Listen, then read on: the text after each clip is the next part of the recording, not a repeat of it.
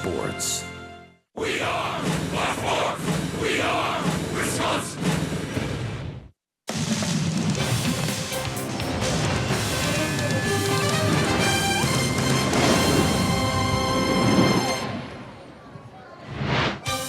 Only a couple of days left for the Brew Crew at Maryvale Ballpark here during the Cactus League on another very nice, comfortable afternoon for spring training baseball as the Brewers take on the Oakland Athletics. Wade Miley will be on the mound for the Brew Crew.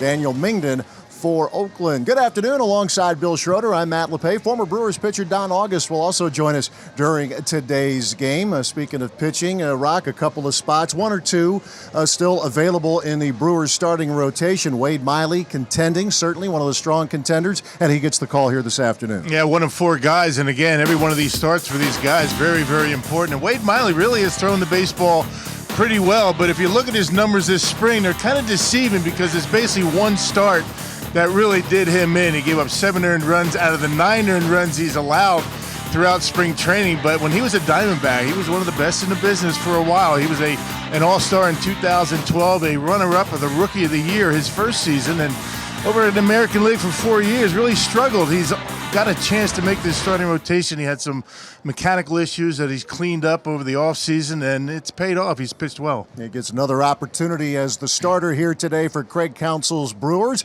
Going to see a lot of the regulars in the lineup again. That includes Eric Thames. He's in there at first base this afternoon. Ryan Braun in the lineup as well, where he is most comfortable in left field. And man, is he comfortable at the plate. He is in a regular season groove, to say the least. Brewers and the Oakland A's Cactus League baseball coming up from Maryvale Baseball Park on Fox Sports Wisconsin.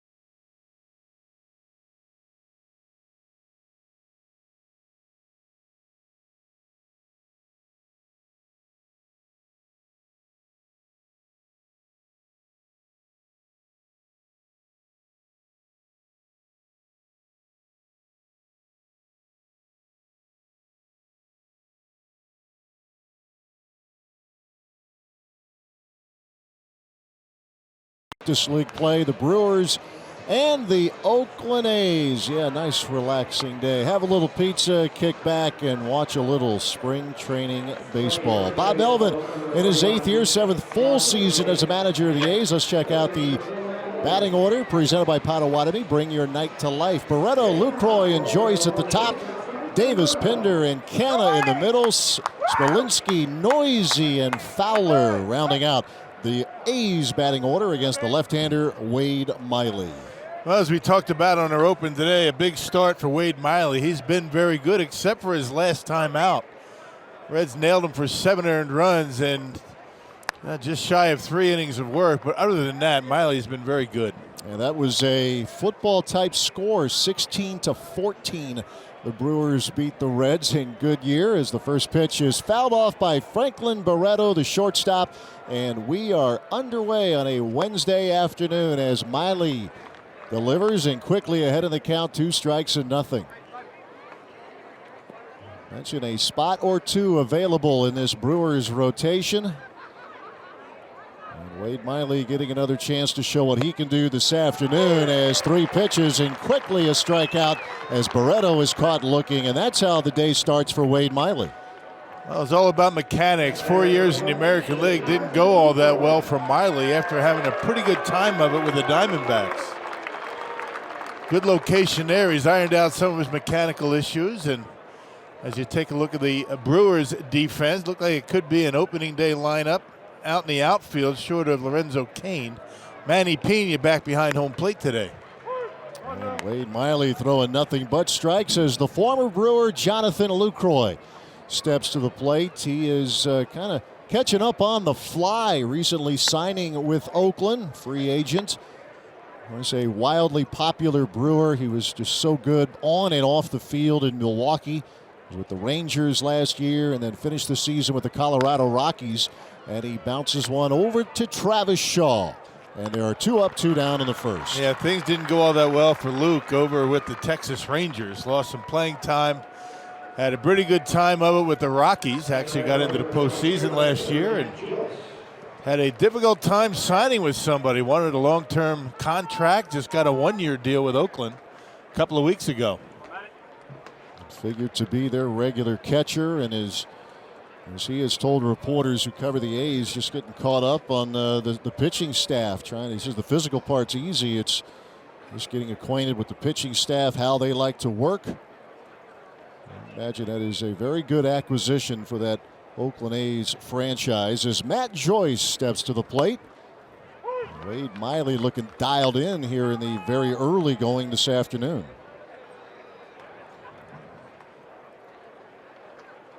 Brewers yesterday finished in a deadlock with the Colorado Rockies. 9 innings was enough. Rockies scored 1 in the bottom of the 9th, and they called it a day, a 4-4 ball game. Pretty good work, though, from Junior Guerra, who started yesterday for the Crew.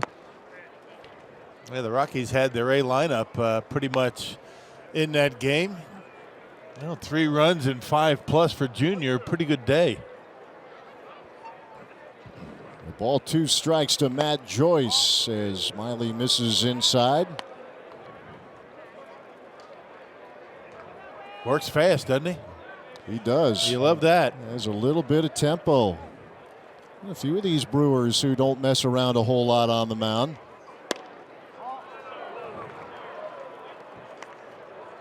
As Miley runs the count full to Joyce. Trying to establish inside. That was a pretty tough pitch to take for Joyce. And the payoff pitch. Joyce will lift one foul, and there will be no play. Yeah, Miley, not a hard thrower. I mean, low 90s. He cuts it quite a bit. The cut fastball's got a changeup and a curveball. But as you can tell here in the first inning, he likes to pitch inside. Trying to get back, as Rock mentioned, to some of that success he had in the National League with the Diamondbacks. And he issues a walk with 2 men out of the first as Matt Joyce becomes the first base runner of the day. In 2012, Miley was All-Star good and was runner-up in a pretty close vote for Rookie of the Year, Bryce Harper. Maybe you've heard of him. He was the Rookie of the Year that season, but Miley wasn't far behind. Another former Brewer, Chris Davis. You see what he did last year in his first 2 years with the A's. He has homered 85 times. Never was about the bat. They knew he could hit, and this year Davis would figure to be their designated hitter. With the Brewers, they found a spot for him for a time in left field when Ryan Braun moved over to right. And Chris Davis about power.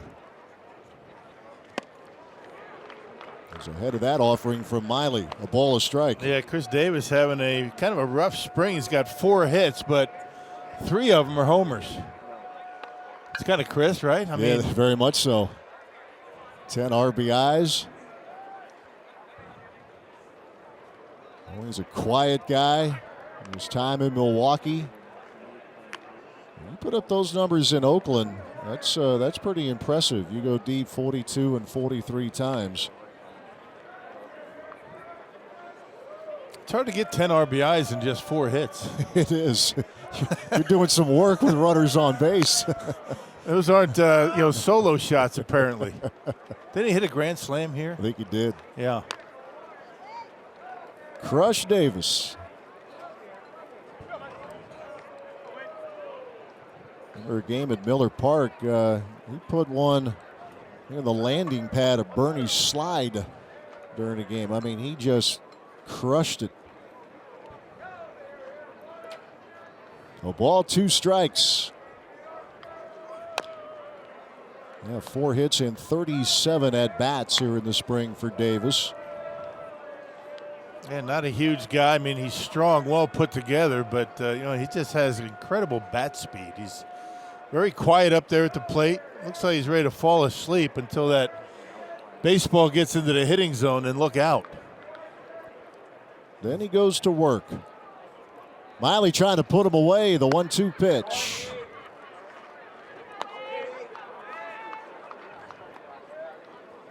Interesting battles going on for those remaining spots in the Brewers rotation. We mentioned Guerra's had a couple of pretty good outings within the last week.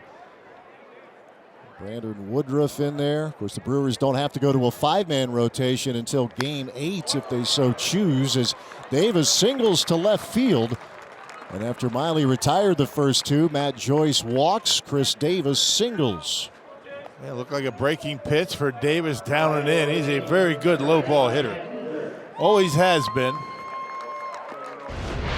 And Davis was only his 5th hit of the spring, but if you're going to get hot, now's about the time to get going. Week left in spring training. Split squad day for the Brewers. Sending a group over to Peoria tonight to take on the Seattle Mariners. Here's Chad Pinder. He attacks the first pitch. Long day for the staff today. Athletic trainers and coaches. Long day for everybody but us, partner. That's right. We're one and done. We got one today. Saw Eddie Cedar this morning. It was a day where, as you say, a long day, so they could come in a little bit later than before the crack of dawn, the way they normally do during spring training. So we're not doing tonight? Okay, we just a single day for us, not a day-night doubleheader? Of course we're going. We're going to see every game we can. No doubt. Yep. Peoria, right? Yes, sir. I'll drive this time. Okay. Be good. There's a ground ball over to Eric Sogard, or actually to Nate Orff, who flips to Sogard for the force. And that'll do it for the A's. Bottom of the first, Brewers coming up.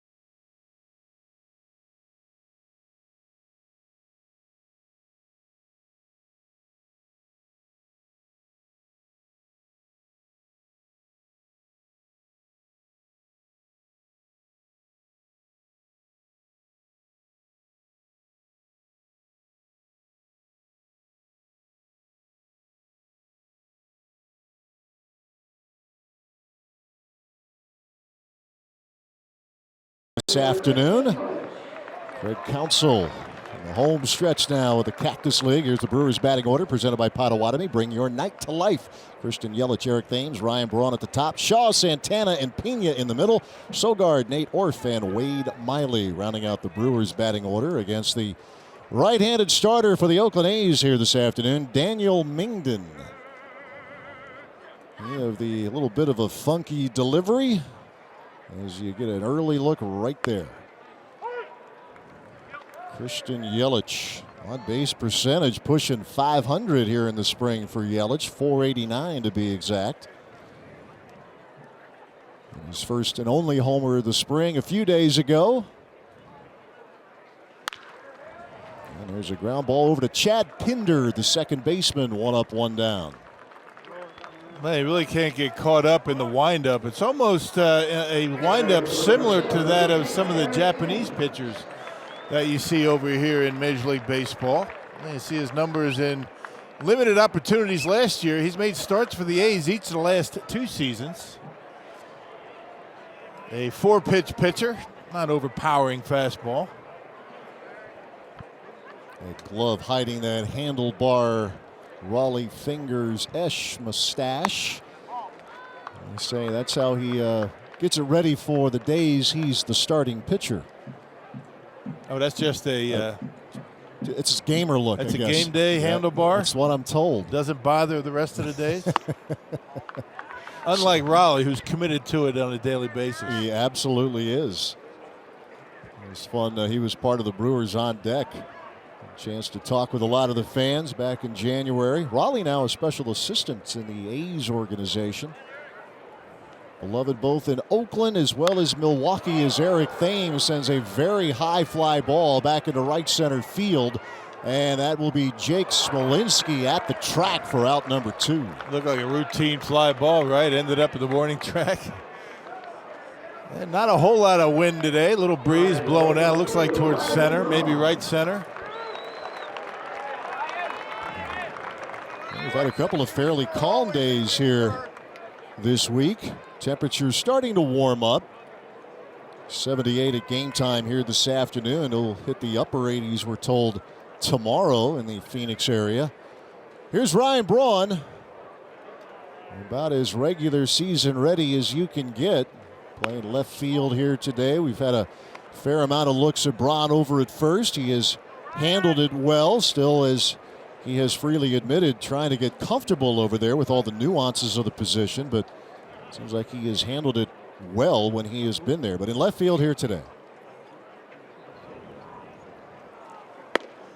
Well, it certainly hasn't affected his offense, let's put it that way. I mean, if he's feeling a bit uncomfortable about things, he certainly doesn't show it at the plate. Yeah, hitting 381 over the spring. And Rock, as you pointed out, the strikeout total way down, only a couple. Yeah, it's something that this offense, I mean, each and every one of these Brewer hitters trying to concentrate a little bit more on here this spring, the 2-strike approach, and it's certainly paid off. Darnell Coles, the constant working with these guys, trying to get the ball in play much more this season. The offense has a chance to be very good, and it certainly was good last year, but I think they felt as though they left a lot out there, a lot of strikeouts. Of course, that's been the theme throughout baseball. Well, it was streaky last year, and that's what happens when you rely heavily on the home run ball. Which this team did. A lot of power throughout the lineup, and figures to be much the same this season. As Braun rifles one foul, and an example of the extended netting coming into play down the all along the dugout, goes the length of the dugout. And that's a good example of why that's a good idea. Yeah, it is terrific. People looking at their phones, and you could be distracted for just an instant, and that can be a bad thing. So trying to protect the fans, and you can still see the game very, very clearly. A change of pace as Braun lifts one into left field. Matt Joyce near the line, and it's a 3-up, 3-down inning for the Brew Crew. So both Wade Miley and Daniel Mingden off to good starts. We are through 1.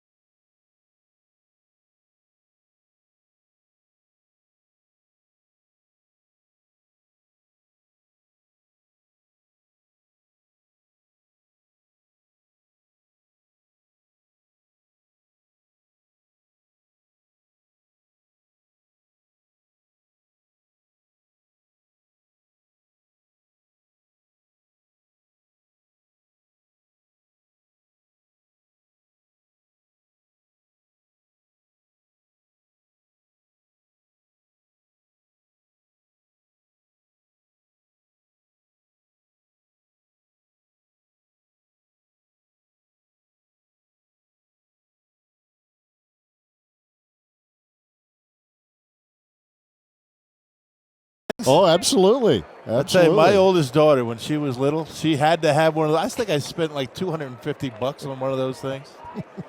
And that was back like, 80s. Sound kind of bitter about it. Yeah, it's stupid. But she had to have one.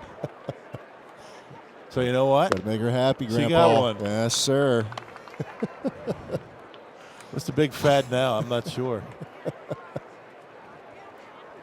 There they are. There you go.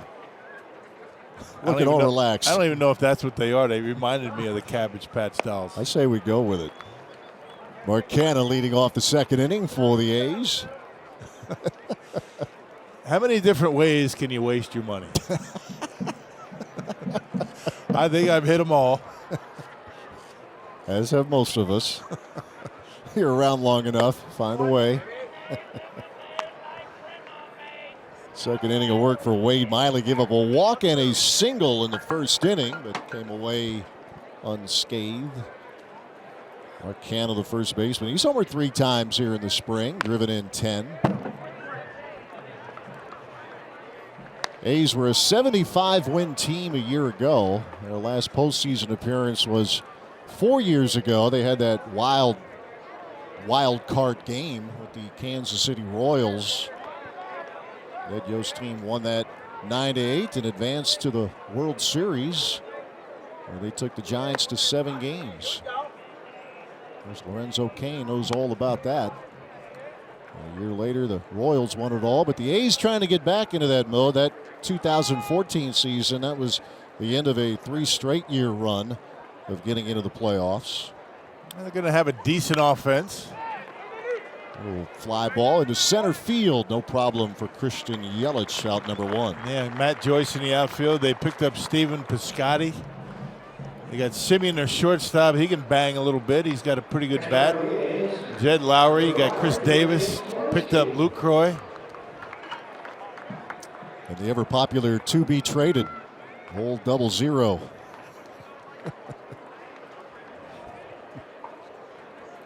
Creativity.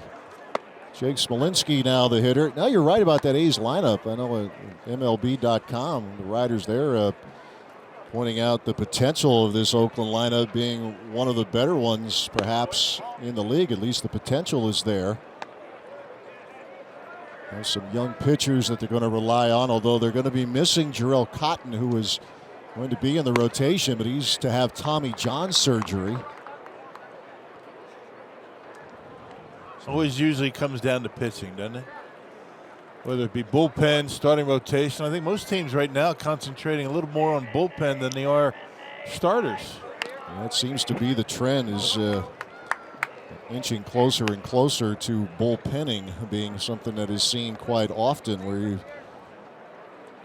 teams having 7-8 relievers in their bullpen. Those are the guys that made a lot of the money in the offseason. Here's that changeup that Smolinski goes down on strikes, and securing the strikeout will be Manny Pena. 2 up, 2 down. Second strikeout here in the early going for Wade Miley. That's the benefit of establishing inside. I mean, you get these guys thinking inside, and you speed the bat up. You throw the changeup. He's got a little movement on it going away from the right-handed batter. That's just a good pitch. I mean, you speed that bat up coming inside, then you slow it down with a changeup. That's tough for a hitter. Here is Sheldon Noisy, a pretty good-looking prospect for this Oakland A's team. Former Oklahoma Sooner, a second-round draft pick. The Texas Rangers was with the Nats organization last year. It came over as part of the trade with Blake Trinan. And they really like him. They're trying in their closer this year. Yes, sir. And there's a ground ball over to Eric Thames. He'll take it unassisted. And a good first couple of innings now for Wade Miley. Sets them down in order. We're through an inning and 1/2 of scoreless baseball.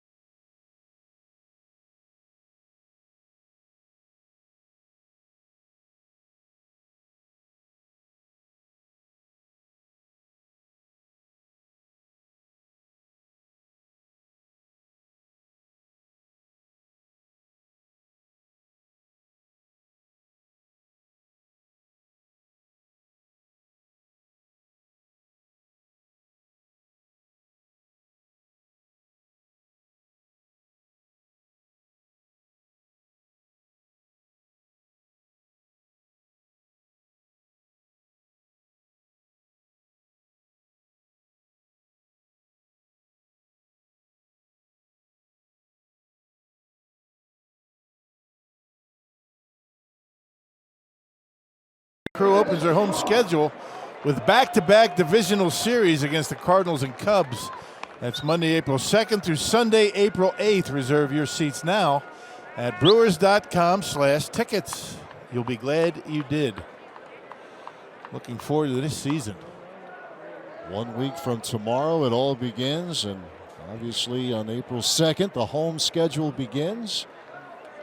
Season of a fair amount of promise, fair amount of high expectations for this Brewers team. We'll see how it all unfolds, but there's certainly reason to think these guys can be in the thick of it. Took it to the final weekend last year. Travis Shaw leading things off, dealing with the shifts from the Oakland defense. Shaw having a really nice spring. Daniel Mingden ahead of the count, 2 strikes and nothing.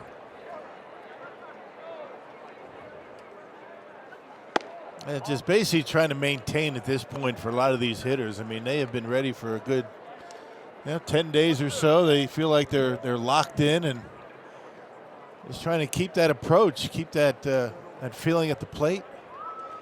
Stay healthy, that's the main thing. These guys don't need many live at-bats to get ready for the season. There was a brief hold your breath moment yesterday at Talking Stick. Travis Shaw got hit by a pitch, but appeared to be more of a glancing blow. Stayed in the game and got his work in yesterday afternoon against the Rockies. Anything in on the hand, especially now with the news a couple days ago, Justin Turner of the Dodgers suffering a broken wrist. He got hit by a pitch in a game against the A's. And that is a big hit. There's certainly plenty of depth in that Dodger organization, but Justin Turner has been terrific these last 4 years, and Travis Shaw, who was terrific last year, continues to be pretty good here in the Cactus League. First hit of the day for the Crew. That pulls the hands in and able to get that fastball and knock it into center field. And Travis, a good at bat. He fell behind early in the count, 0-2, and worked his way to get a hittable fastball right down the middle. And leads with the hands, and Barrow follows, and a hard hit baseball in the center field. He looks good at the plate. Here's Domingo Santana. Big year for Domingo last year at the plate. First pitch swinging. There's a chopper over to Noisy at third. They get one, and that is all they'll get. Noisy to Chad Pinder, 5-4. To retire Shaw. 1 out, 1 on here in the second.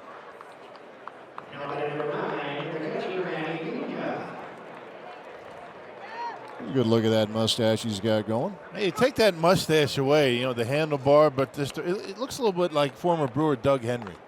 Hey, they're good call. He looks like him. He does. Doug Henry fingers right now.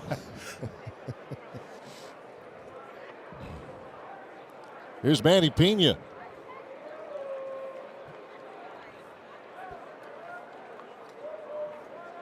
Santana, the runner at first, 1 out, scoreless, early going this afternoon. Today and tomorrow, the final 2 games the Brewers have here at Maryvale Baseball Park.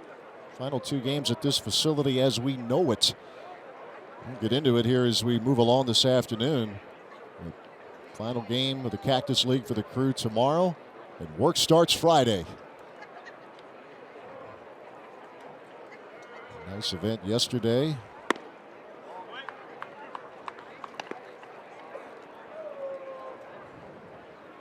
Mingden last year made good. He had a lot of opportunities in the final month of the season, had 5 starts that included a complete game shutout against the Philadelphia Phillies in mid-September.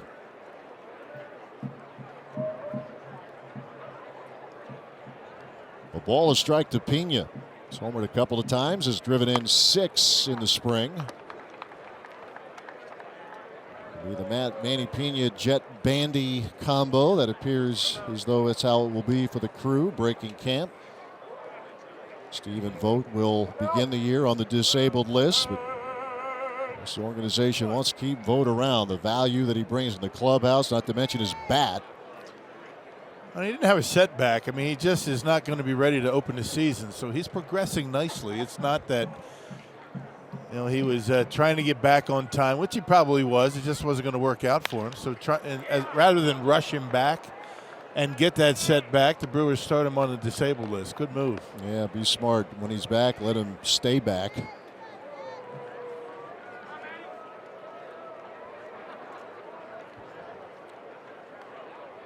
There's some good arms behind the plate that Craig Counsell has to choose from with Manny Pena, Jed Bandy, Christian Bethancourt. All part of that position player group, how Counsell likes to refer to it.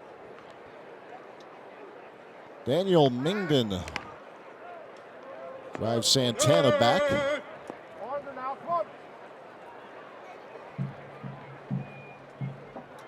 Pena became the man for the Brewers behind the plate early in the season, was splitting the time with Jed Bandy. Then it was Pena's position for the good chunk of the year. He performed very, very well. Lazy fly ball to shallow right field. Spolinski will squeeze it for out number 2.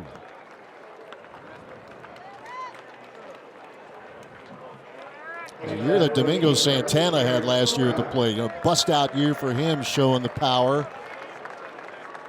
Power came late, maybe May on. I mean, he was swinging the bat pretty well, throughout the season. I would say one of the more consistent bats that the Brewers had throughout the season, from April to the end of September.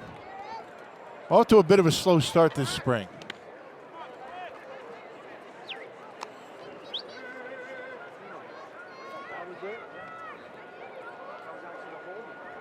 Domingo was all about going deep on Sunday. Here's Eric Sogard. And that throw gets away from Mark Canha, and Santana might keep running. He's going to take it all the way to third. On a pickoff throw gone awry. Santana the runner at third with 2 men out. Yeah, Domingo with decent speed, but certainly not a base burner. Trying to, I think if that ball's caught, he's out. I mean, Domingo didn't even bother sliding. He stayed on his feet, and I think that might have been what distracted the first baseman over there, why he didn't catch it. Canha maybe surprised to see Santana standing up. They'll charge it to Mingden. RBI chance here for Eric Sogard. Trying to get the Brewers on the board. And first baseman, that's not that bad a throw. That's not an E1. Yeah. That's an E3. It just goes off his glove, but I think that being the fact that Santana was standing up kind of distracted him. See if they change that. One strike pitch to Sogard. That is hit hard, but right to Spolinski in right field. And that'll do it for the Brewers in inning number 2. We're through 2. Brewers and A's, no score.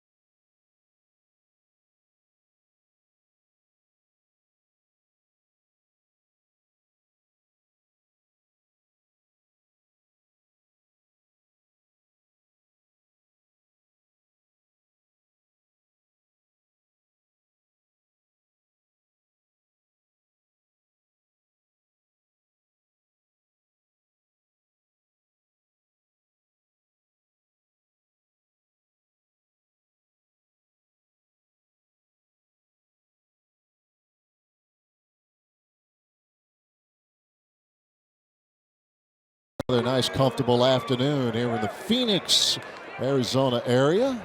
So we head to the top of the third. One of the fun parts is the spring training telecast. We get to talk with various players and also the members of Craig Counsell's coaching staff. And Jason Lane drew the short straw today. We get to bother him.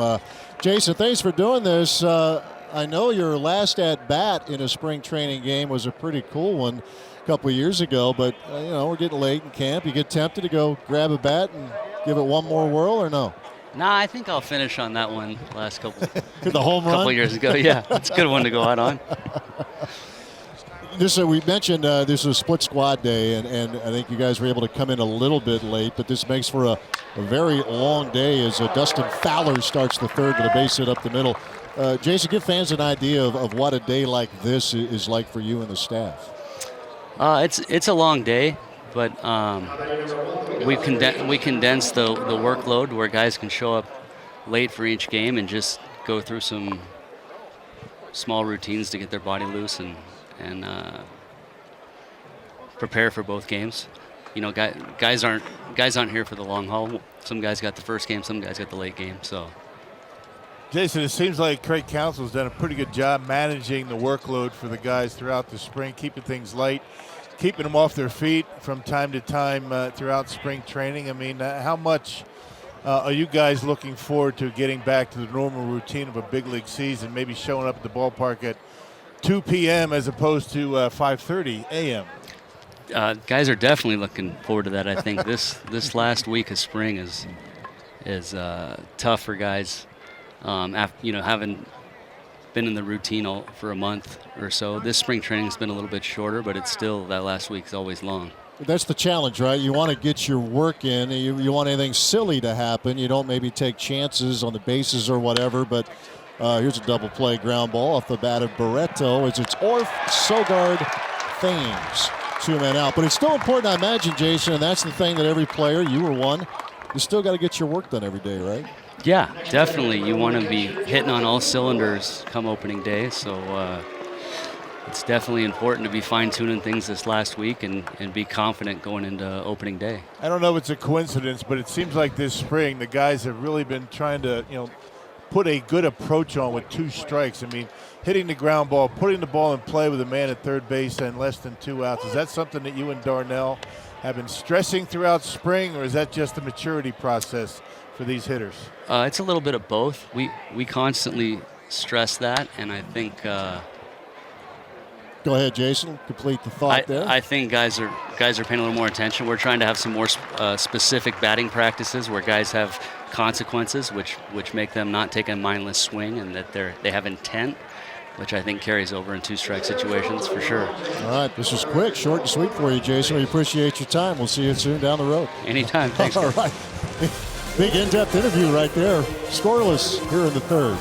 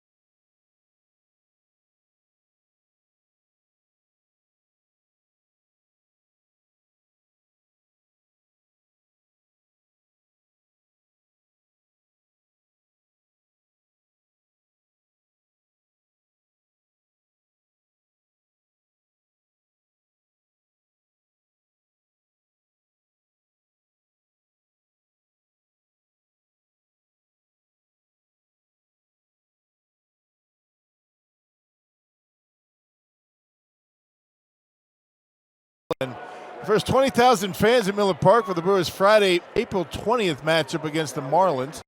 Will take home a one-of-a-kind Barrelman long-sleeve T-shirt courtesy of Chevrolet. Get your tickets now at brewers.com.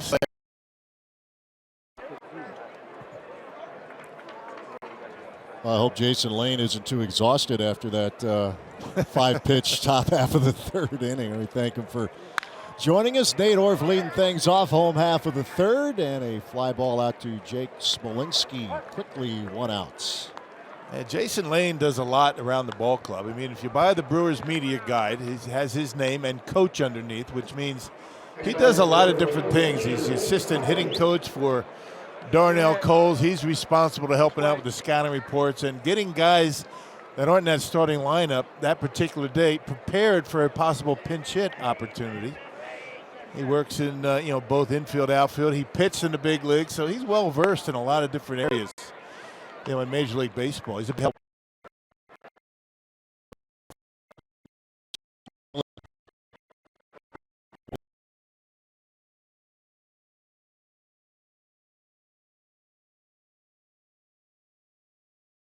Glove. And Miley is on. Yeah, pretty easy play for Pinder over at second base. Miley, the pitcher, not busting it down that line. That's relatively routine, right off the heel of the glove, and a base runner for the Brewers. Be an error. Second error charged to the A's, by the way, Rock, at throwing.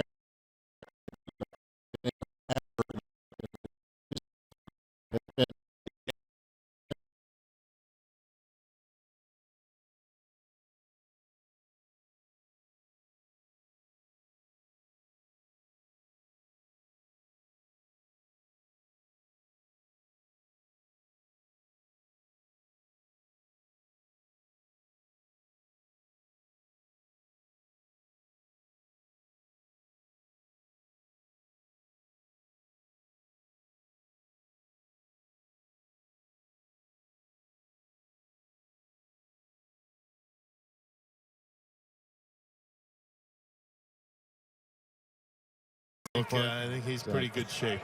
Look forward to seeing Tim Miller Park all season long. Christian Yelich at the plate. Not an easy job. You get a lot of critics, right? When you those either ors. But Yeah, somebody's always upset with you on a close play. Hitter error.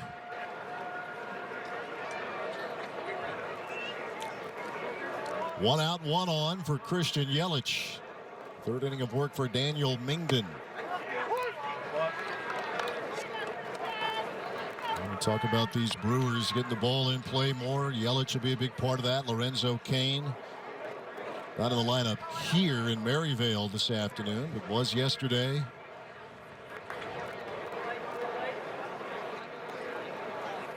Two balls, 2 strikes to Yelich.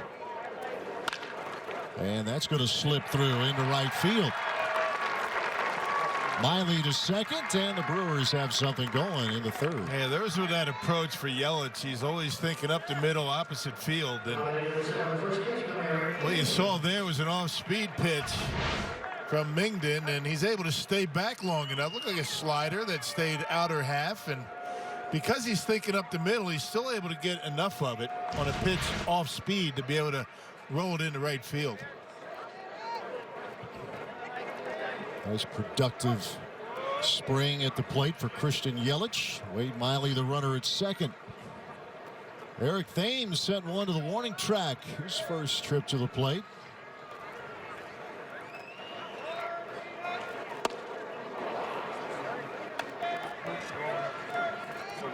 Trying to get himself into a bit of a groove as we hit the stretch drive of the Cactus League.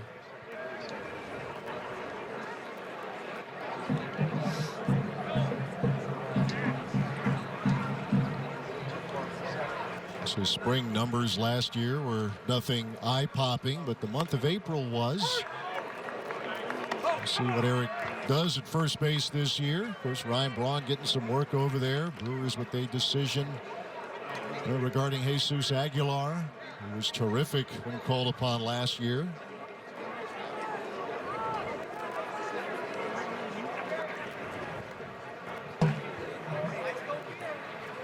2 strikes and nothing to Thames. Hey, Ryan Braun, I think, if you look at it, I think he wouldn't be playing this much in spring training if the Brewers weren't thinking about using him extensively at first. Now, we'll see. Remains to be seen. I think these things take care of themselves. Craig Counsell always says, players make my decisions for me. Here's the 1-2. I think what we're finding, though, is this club has some options. Another guy who you would think will begin the year in Colorado Springs, G-Man Choi, but when he's been in there, he's swung a pretty good bat here this month for the Crew. Options are there. Pretty deep everywhere, aren't they? Really are.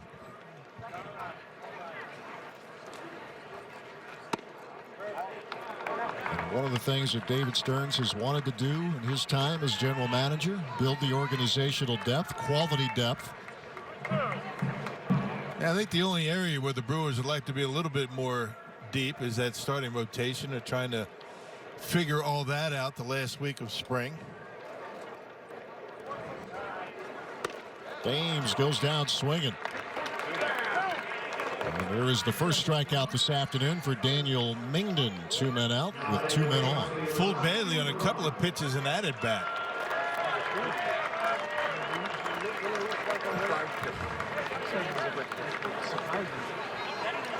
You can see why the A's like Mingden. Finished strong last year. Here's Ryan Braun.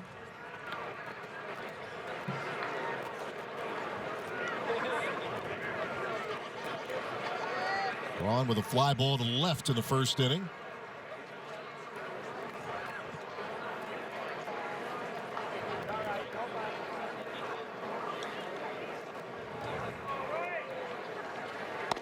Anytime you see a hitter, taking swings like the ones you saw from Eric right there, just kind of caught in between, behind fastball, out in front of off-speed pitch, and that's just basically a function of not seeing the baseball. Now's about the time when these guys, that is a must at this point. There you go. Braun's been seeing it awfully well, and he will get a little bloop into right field. Smolinski in there, plenty of time. That'll do it for the Brewers into third. A hit, they lead 2. We stay scoreless. Brewers and A's through 3. At the Froedtert and the Medical College of Wisconsin Health Network,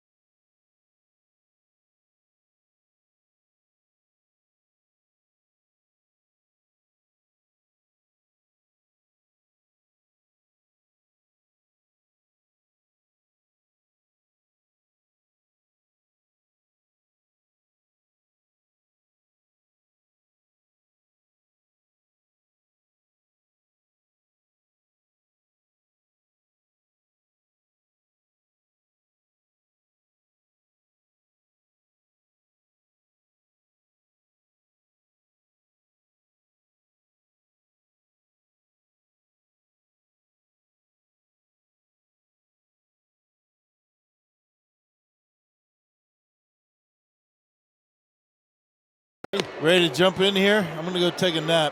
I don't hear anything. My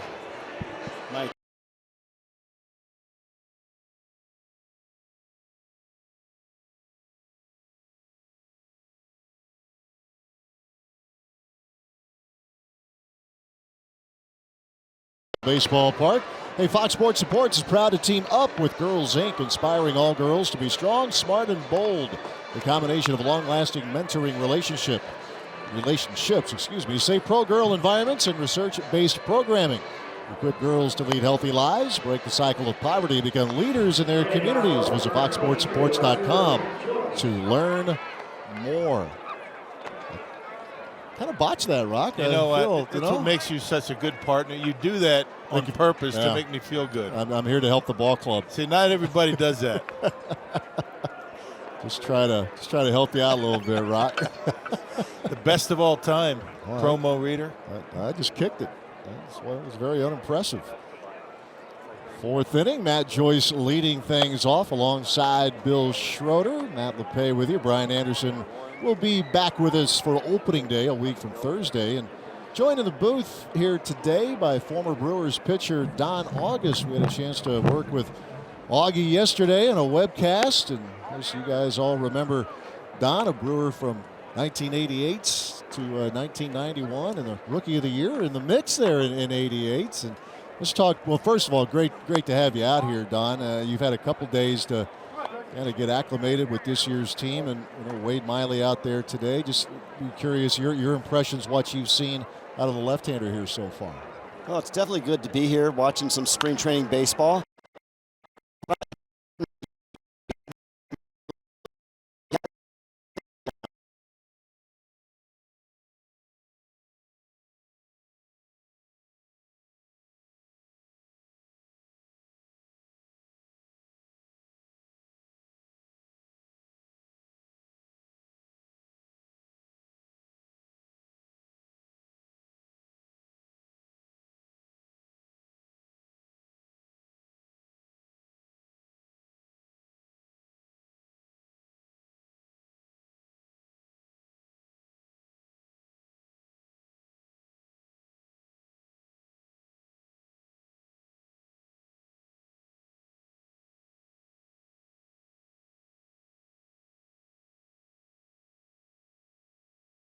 Mentality too. I mean, you go out to certain guys, you pat them on the back, you tell them everything's all right. Other guys, you go out there and tell, look, I mean, another pitch like that, and you're going to be in the showers.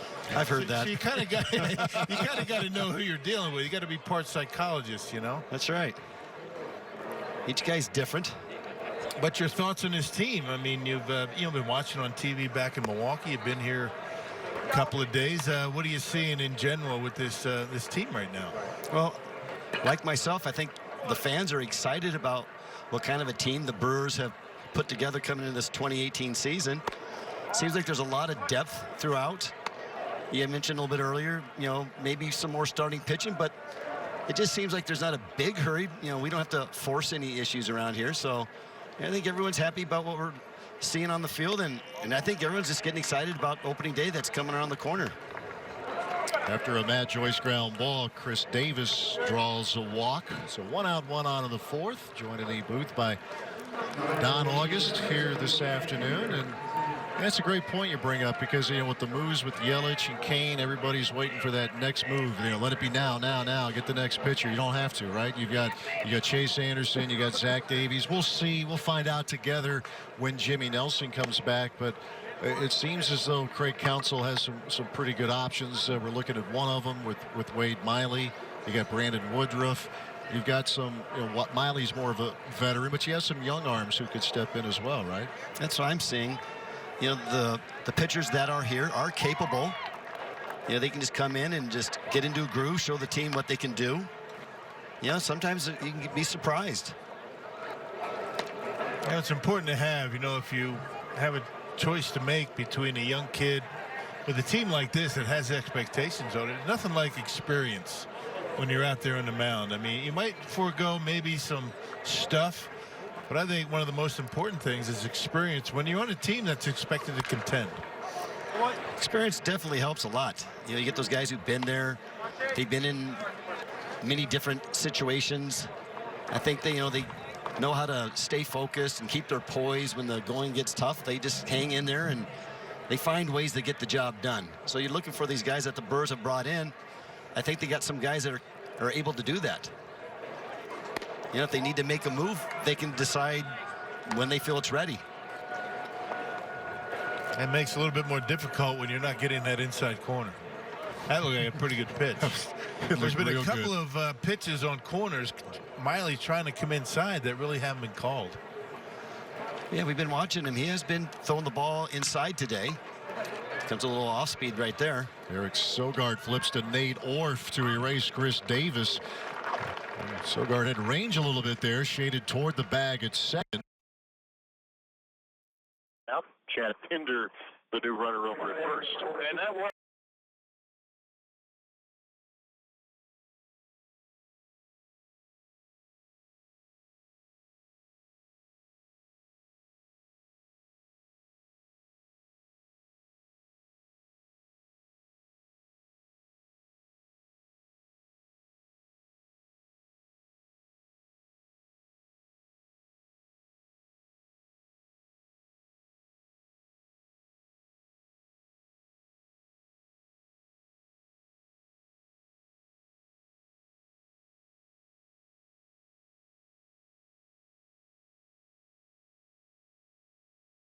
Mark Canla, the first baseman at the plate right now. It was interesting, Don. We were talking about a little bit on the webcast yesterday how pitchers are attacking. You see pitches more up in the zone now. It's a departure.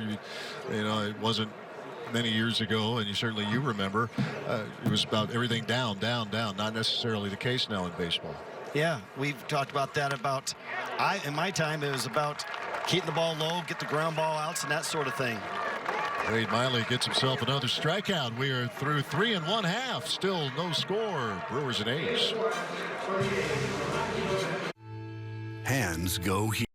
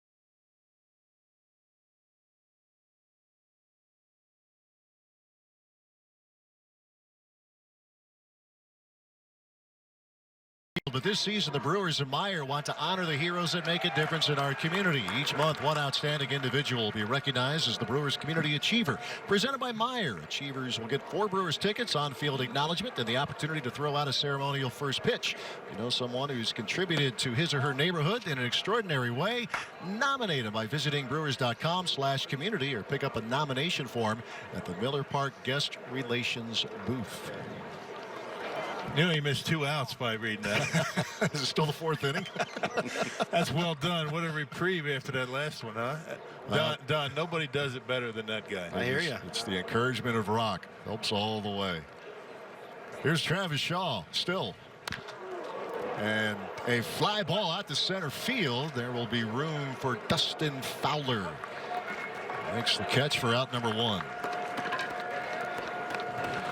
Fowler, a pretty good story in the making. He was with the Yankees. He made his MLB debut last year, and it lasted, well, he didn't even get an at-bat. He tore up his knee in a game against the White Sox in Chicago, trying to run down a fly ball. He hurt his knee, and he got to the point Joe Girardi, the then manager, had tears in his eyes. And since then, Fowler traded to the A's, of course, or that Sonny Gray swap, as a matter of fact, and working his way back in. So it'll be interesting to watch Fowler this season for this A's organization. Yeah, that was a nasty injury in foul ground. And I guess center field a little safer. You don't have any borders to or boundaries to worry about. That's true. That was on your during your major league debut. That happens. Unbelievable. Yeah. I remember that was terrible. At least he's back here. He's getting an opportunity with another organization. Get back in there. Well, yeah, they say he's moving around okay. It's just the timing and all of that, which makes perfect sense. Here's Domingo Santana trying to get his timing at the plate.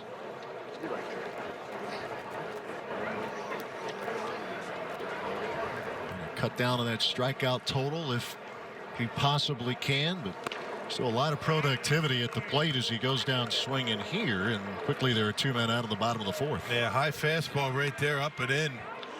That's a tough pitch for anybody to hit. Yeah, Santana, not a bad high ball hitter, but that one up and in. Swings right through it. Yeah, that's just kind of what we were just talking about. Pitching more up nowadays. Usually, when you say pitch up, you don't want to be pitching up in the strike zone like thigh high, waist high. You'll get in big trouble pitching there. But we want to try to make the guy chase the pitch. You want to kind of get slightly above his hands. The advantage of working ahead in the count out there in the mound. That definitely is what you got to do. Here's Manny Pena with 2 outs and the base is empty. There's a curveball he drops in there for strike 1.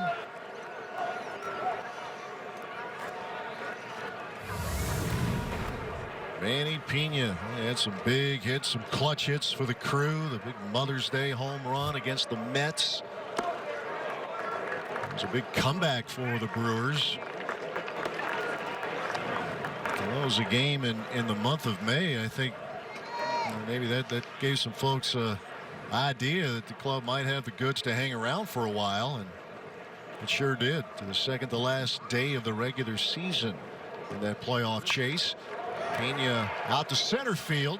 Fowler another chance and makes good on it. Daniel Mingden looking good. Some good pitching going on here this afternoon. We're through 4. No score.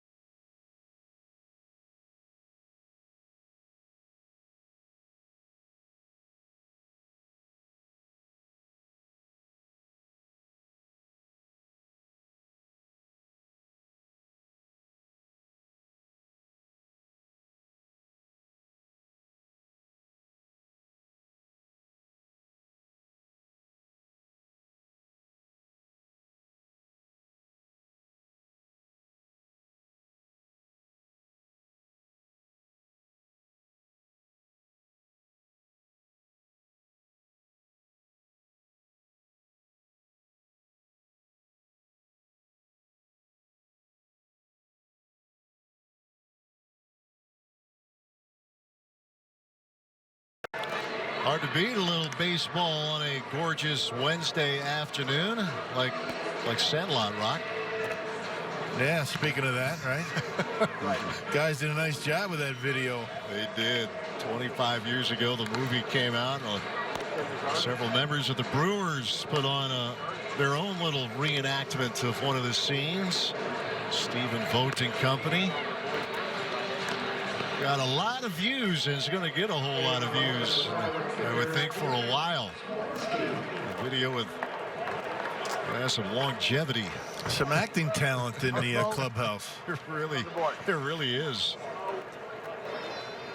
Who has more fun than the Brew Crew? They know when to work, and they know how to work, but they know how to break it up, too. Yeah, what they do in their spare time is their business, right? That's exactly right. Props to Caitlin Moyer, Brewers Advanced Media, her crew, and to the players for going along with it. Stephen Vogt, Jet Bandy, Jeremy Jeffress, a number of guys. Brett Phillips. Yes, sir. Killing me, Smalls. Killing me. And the Beast. Yeah. The Beast. Yep. Got to watch it to find out who the Beast actually is. Mm-hmm. You might not be surprised, but Jake Smolinski draws a 4-pitch walk to begin the 5th inning for the A's. Here's the 3rd walk given up by Wade Miley. Bouncing back well so far. The 3 innings gave up 7 earned runs to the Reds on Friday in a slugfest of a game. Sheldon Noisy, the hitter, and a really good pickoff move, and he almost caught Smolinski there. Yeah, 3 walks issued by Wade Miley, and he came into today's game, spring training, 5 walks, 18 punch-outs. Pretty good step-off move to try and get the runner at first base. Walk's a big problem for Miley last year. Coming at him again there. Yeah, most walks in the American League, and he has been pretty candid about it. And the talk was when the Brewers signed him, Miley had some ideas on what he needed to fix. The Brewers had some ideas. And mechanics, he worked on them in the offseason, and certainly it appears that he's been much more consistent, throwing good quality strikes over the plate. Showing right there, he's working on his moves. He's shown 3 different types of moves to first base, so keeping him close, but yet he's working on that too here in the spring.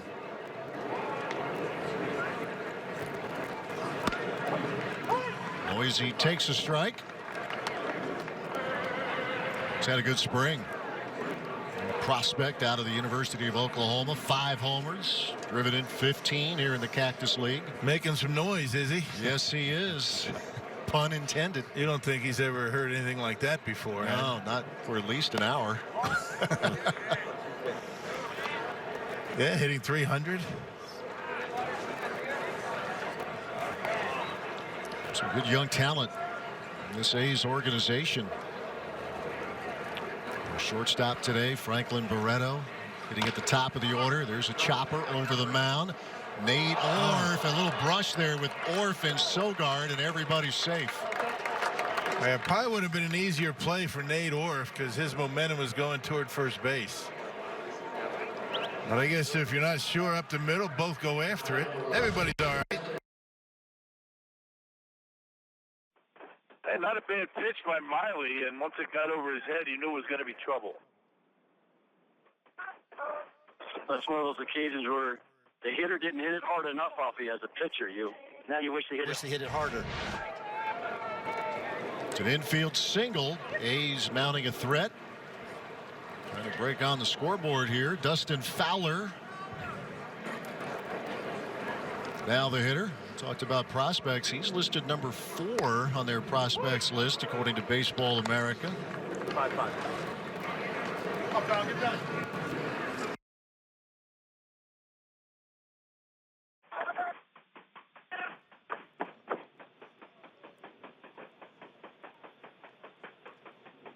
A's team trying to shore things up in the outfield, center field specifically. They had some issues there a year ago.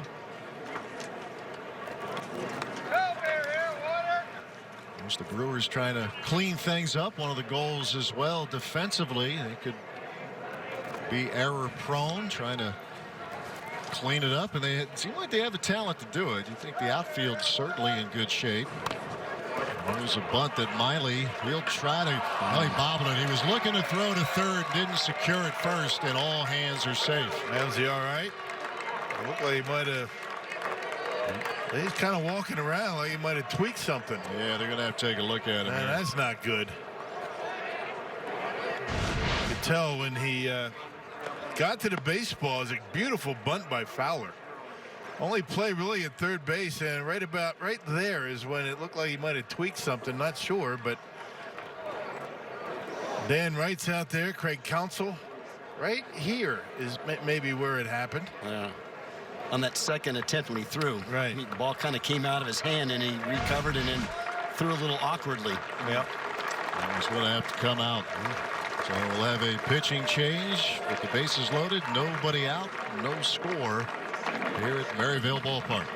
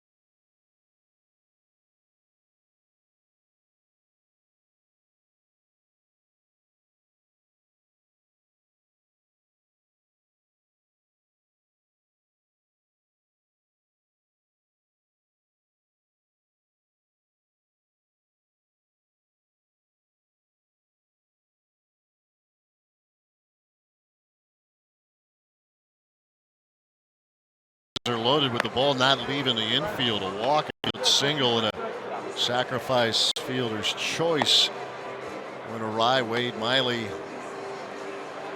tweaked something, so his day is done. And now Matt Albers will come in. Yeah, great numbers last year with the Nationals, and he's having a terrific spring. He really is. I mean, Albers, 6 appearances, has not allowed a run. 1 walk. He's hit a batter. And it's been an amazing thing. He's given up only 1 hit, so 3 base runners in 6 appearances. I mentioned the Brewers are in their final 2 games at Maryvale Baseball Park, and when they come back here spring training next year, it's going to look a whole lot different. You know, yesterday morning, a ceremonial groundbreaking. Golden shovel. It's a baseball bat, if you didn't know that was a baseball bat. Captain Obvious here. We're here to educate. And a gold shovel. You know, they had a nice ceremony, and I was by the Brewers, a ceremonial shovel. This is actually game used. There's dirt on it. That's right. I thought maybe they wanted you to do something on Friday. Just go ahead and get to work when they start digging here for real. That's right. I'm going to be here. Maybe I can start knocking down some walls. But no, it's nice. It was a nice ceremony. They had city councilmen here. They had Mo Stein, who is in charge of the renovation. Rick Schlesinger, the Brewers chief operating officer. Tyler Barnes put this thing all together, and it was a good time yesterday. Ceremony at 8 o'clock. You were here, Matt. That's right. Good Yes, for you sir. to show up. But nice to get the shovel. It's going to be a nice addition in my baseball room. It's worth pointing out that when you come to the ballpark, or if you have been here this year, you look out on the field, that's not going to change a whole lot, although there will be a new scoreboard, a new and improved scoreboard here at Maryvale Baseball Park, but it's everything behind the main Behind the ballpark seats, really. Here. Yes, sir. Concourse is going to get widened up. It's going to be a plaza out there. A lot more to do at this facility than just baseball. You know, the Brewers have done a partnership with Grand Canyon University, local college over here. We're talking maybe a couple of miles from this ballpark. They're going to have a learning lounge where kids can come here year-round and get tutored by Grand Canyon University students. It's going to be a facility that's not just baseball related. That's a nice thing about it. Yeah, the learning center, all of that is really going to be impressive. It's very exciting morning yesterday, exciting times for this Brewers organization. Committed here to this area, and the fan experience, which is already really nice here at Maryvale Baseball Park, and it will be much, much better. And young boys and girls just like that can come in here and get the true baseball experience. I pointed out yesterday, you could walk into and almost rub shoulders with the next great prospect, or who knows, one of the Hall of Famers back here, spring training. Robin Yap might be walking around. I mean, it's going to be that fan-friendly. That's the nice thing about it. Yeah, it's going to be a lot of fun, and just part of the excitement of this organization and the direction that it's going, tracking the way you want your favorite team to be tracking. And Matt Albers getting himself ready as Wade Miley to remove himself from the game here. Nobody out in the 5th. And the A's have him loaded for the top of the order. Franklin Barreto, 22-year-old, appeared in 25 games with the big club last year. Brewers would love a ground ball here. See if they can get a couple. They'll give up a run. Yeah, throw them right into the fire. These are going to be the kind of situation you're going to see Albers, ducks on the pond. And, well, he had such a good season last year. He throws hard, gets a lot of strikeouts, throws a lot of strikes. Got a little sink to his fastball, Donnie, and Yes. he could use a ground ball here. Good movement. Those are the type of pitchers that do get those ground balls. He has probably that two-seam fastball running in. Now he's jumped ahead of the hitter 0-2, so now he can make some of his tougher pitches right here. Strike out, then double play. That'd be good. Jonathan Lucroy waiting on deck. And the 2-strike pitch. Tried to work away after those 2 inside, then tried to work it away there. Yeah, curveball well located with 2 strikes down in the zone. And, he got a piece of it, but really not going to be able to do much more. It was a good pitch. That wasn't really that great of a swing by Barreto, but, he still had 0-2.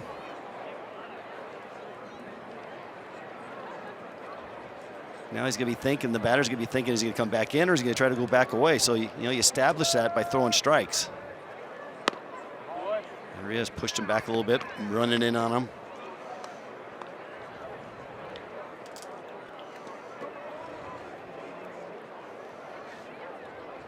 Barreto, their number 2 prospect.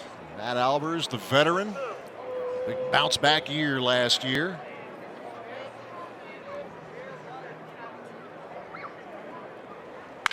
Broken bat, that's going to drop. That's a base hit. Smolinski will score. Noisy will score, and the A's with the first 2 runs of the game. Yeah, good pitch. He blew the bat up, and nothing's really been hit all that hard. I mean, that was the first baseball out of the infield this inning. Barely made the outfield. I think he did a great job of pitching against Barreto there. He just got unlucky with breaking the bat. He ran it right back in him. That wasn't even in the strike zone. No, that was off the plate by a good 6-7 inches. But Barreto pulls the hands in, the bat dies happy, and drives in a couple of runs. As we were talking about the game yesterday, put the ball in play, things can happen. Yeah. Here's Jonathan Lucroy.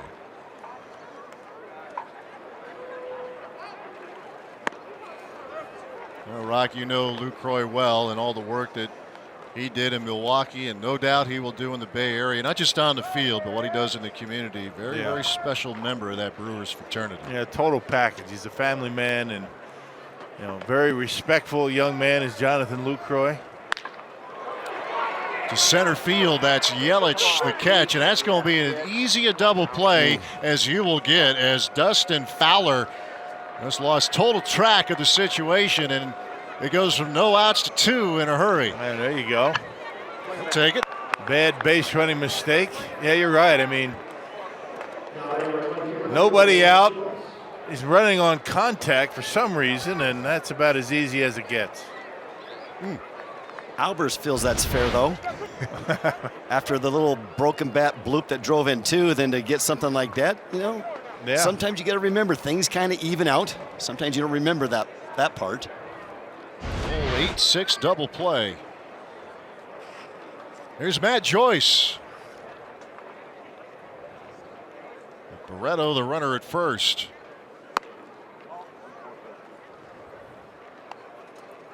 So 2 earned runs on the line of Wade Miley. And when you look at his last 2 starts, 9 earned runs of the 11 that he's allowed in 2 starts. And really, he pitched much better than those 2 earned runs would indicate. Walk, couple of infield hits. Those walks always seem to get you, especially if they lead off an inning. Lead off walks are killers, particularly with the bottom of the order up. Right.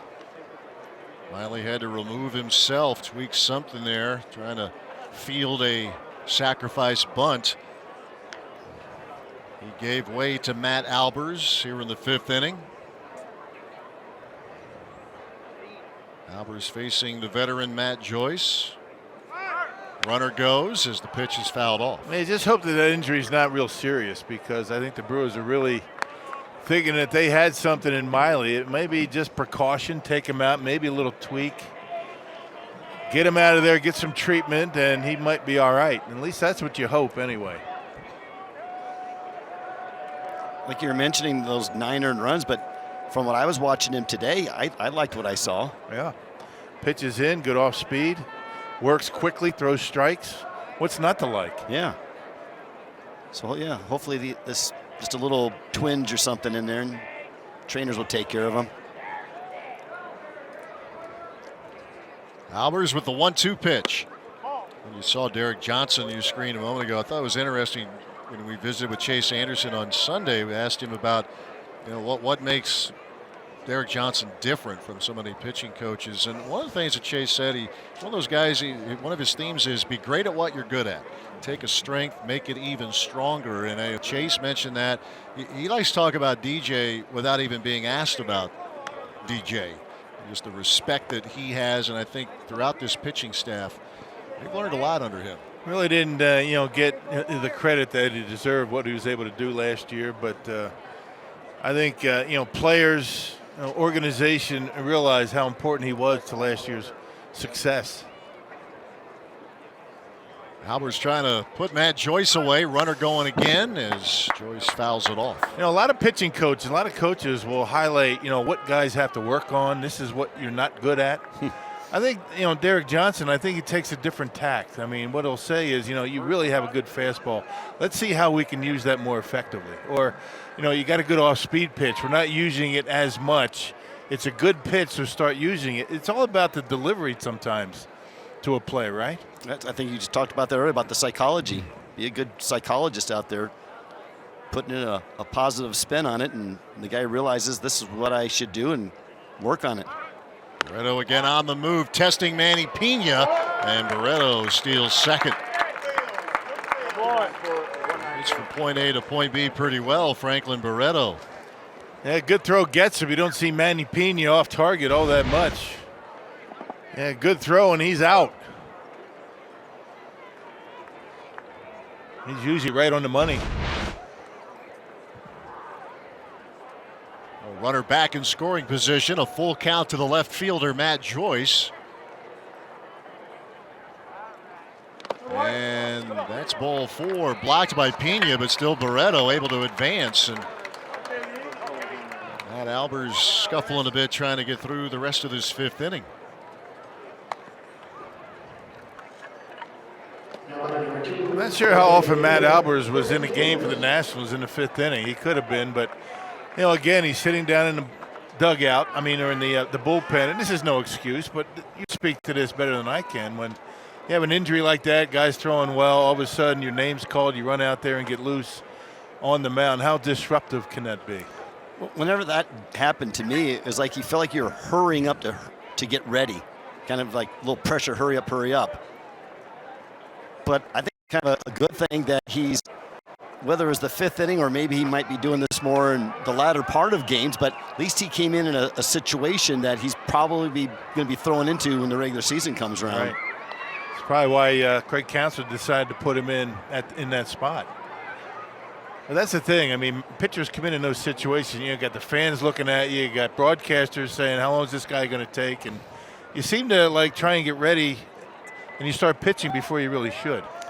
Yeah, you can, and often you may feel that pressure to hurry up because of everybody else is looking at you, and you're like, okay, they go, are you done yet? Sometimes the umpire goes, how many more do you need? And you go, 3 more. They press you to get the game going. Everyone's ready for the game. And you're certainly out of your routine when you're warming up in the bullpen. Yeah, I'd rather warm up in the bullpen than rush out onto the mound, and it's in the delay situation. 1-1 pitch to Chris Davis.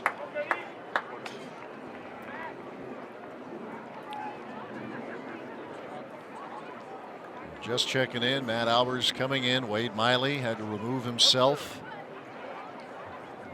Injury, trying to field a sacrifice bunt. Hopefully all as a precaution, but his day ends here in the top half of the 5th. Davis today is singled and walked.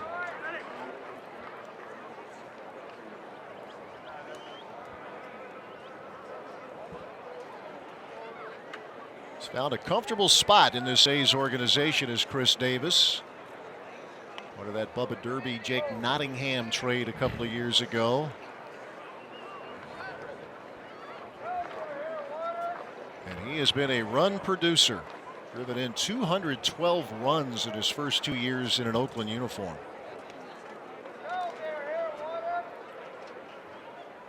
Albers with the 3-1.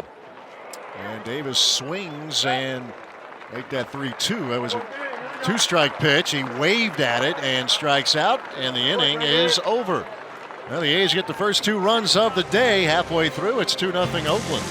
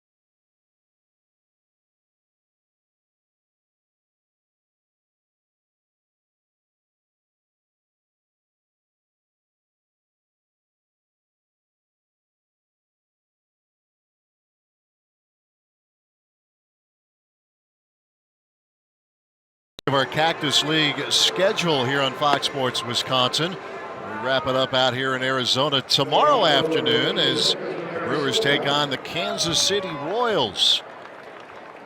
Speaking of Doug Henry, the bullpen coach for Kansas City. Remember we spoke of Doug Henry, if you had forgotten? That's right. Daniel, Mingden, Henry, Fingers. Ned Yost, you got Dale Swaim. They'll all be over here. Take it away. Take it away. We'll look forward to it tomorrow. And then after tomorrow, the next telecast of Brewers baseball will be opening day 1 week from tomorrow in San Diego. It's the Padres. Eric Sogard leads things off. 7 hitters for the Crew in the bottom half of the 5th. Yeah, Brewers will head to San Diego after their game on Tuesday. And day off with a lot of different cities to be on your mind, but can you think of a better town to have a day off? No, I don't think so. I think that would be that'd be right about at the top. Load up on some fish tacos. Yes, sir. And we were all over that. Well, you guys are every trip, but it was my first time with you guys on a trip out there last year, and tin fish. We were all over it. A must visit. Yeah.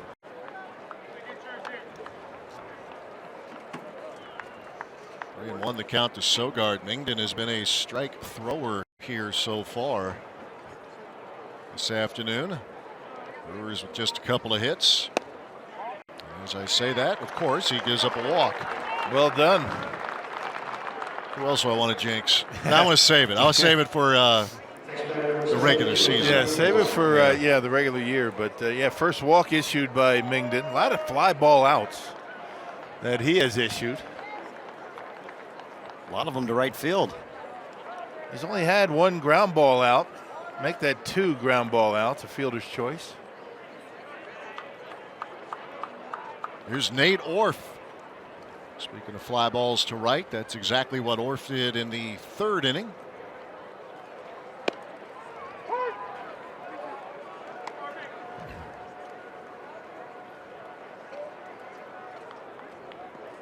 Orff has shown pretty well at the plate when given the opportunity here in the spring. .281 coming in, on base percentage of better than .400.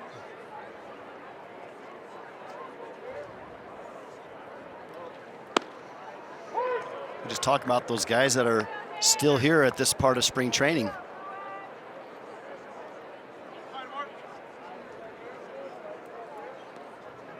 Yeah, Orff's got 32 plate appearances, I should say, at bats.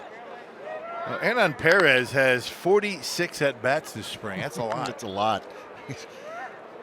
In addition to all the early work he does at a variety of positions, right? Right. Got to get him ready for everywhere, huh? Right.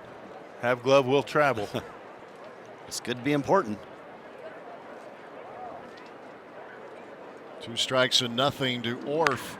And he hits that on the button to left field, and making the basket catch will be Matt Joyce for out number 1. Yeah, good at bat by Orf. He hung a curveball and he smokes it. That's going to go down as a fly ball out, Don, but not a fly ball. That was hit hard. Yeah, that's a line drive out. We all know that in the back of our minds. But it's unfortunate for Orf, who can hit the ball squared up like that, and someone else can break a bat and drop one in, you know. Right. Driving a couple of runs. But the coaches are keeping track of those things. They know that was a good at bat. And Matt Albers will get an at bat. At least he's holding the bat in his hands in the box right now. There are some pitchers who are good hitters. And then again, there's some others who may not. Well, not many relievers can hit. No. They don't take batting practice. He has 35 more career at-bats than I had. He is 3 for 35 when it counts, in case you're wondering. That's a lot. That is a lot. I'd be still trying to at least lay a bunt down, at least get a guy into scoring position. Or is he just watching them? Yeah, he's just going to stand up there, I guess. Yeah, this a second inning of work will be coming up here for Matt Albers. Right. I mean, I don't think Craig Counsell wants him to swing the bat or. Right. I guess you can get hurt bunting sometimes, especially if the ball comes at you, it runs in on you. Yeah, where you break out of the box, as Junior Guerra found out the hard way last year. I think maybe just a quick. Oh, there you go. Oh no. Well, there's 1-6-3 double play. Now he'll take the right turn. That'll do it for the Brewers here in the 5th. We are through 5 with the A's leading the Brew Crew 2-0.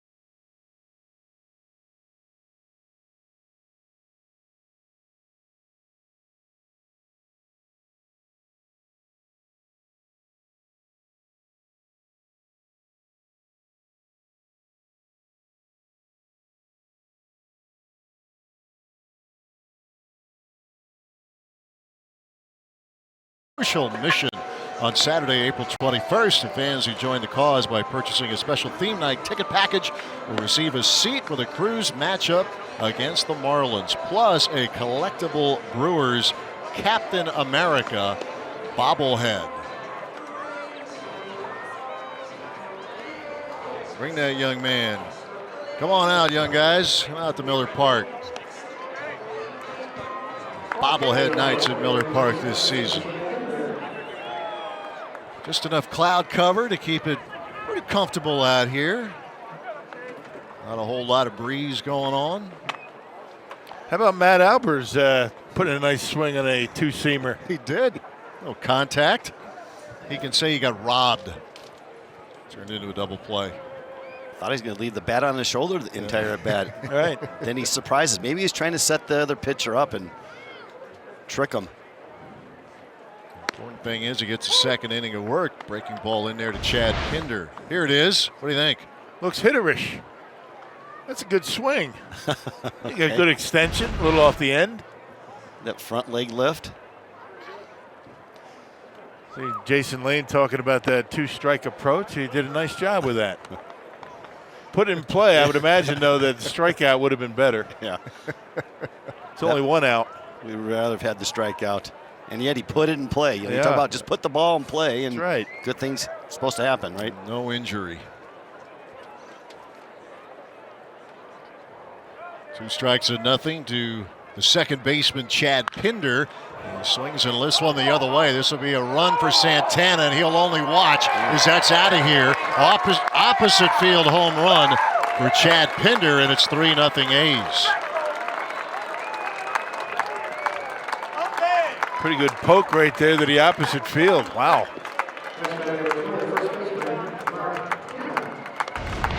And Pinder, the second baseman. Yeah, the little outer third, but not far enough. He got his arms extended and went right with that pitch. With Albers sinking and moving those fastballs in, and great job by Pinder to stay with that and drive it the other way. Yeah, got a little bit too much of the plate. Yeah. Pinder had a little pop last year in 87 games with Oakland. He homered 15 times. It's an A's team that has an ability to barrel up on some pitches. Marcana at the plate, hitless in 2 trips, a fly ball to center and a strikeout. Breaking ball missing.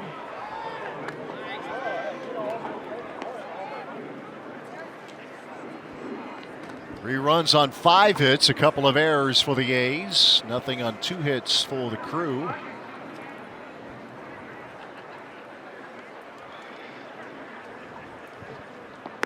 Second inning of work for Albers, a slider missing away. Yeah, first run he's allowed this spring. He was clean through his first 6 appearances, like number of innings.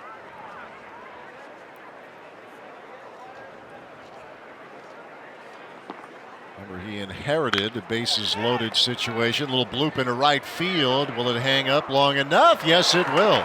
Sliding catch from Domingo Santana for the first out. Albers did a good job on that last at bat there. I mean, he's throwing those breakers off the plate, then it's moved and sunk that ball right back in on him. He's doing a good job. I like what I'm seeing here. Yeah, that comeback sinker right on the outside corner. Right back at him. Jake Smolinski at the plate.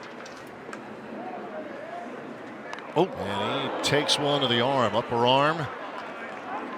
And he'll take first base.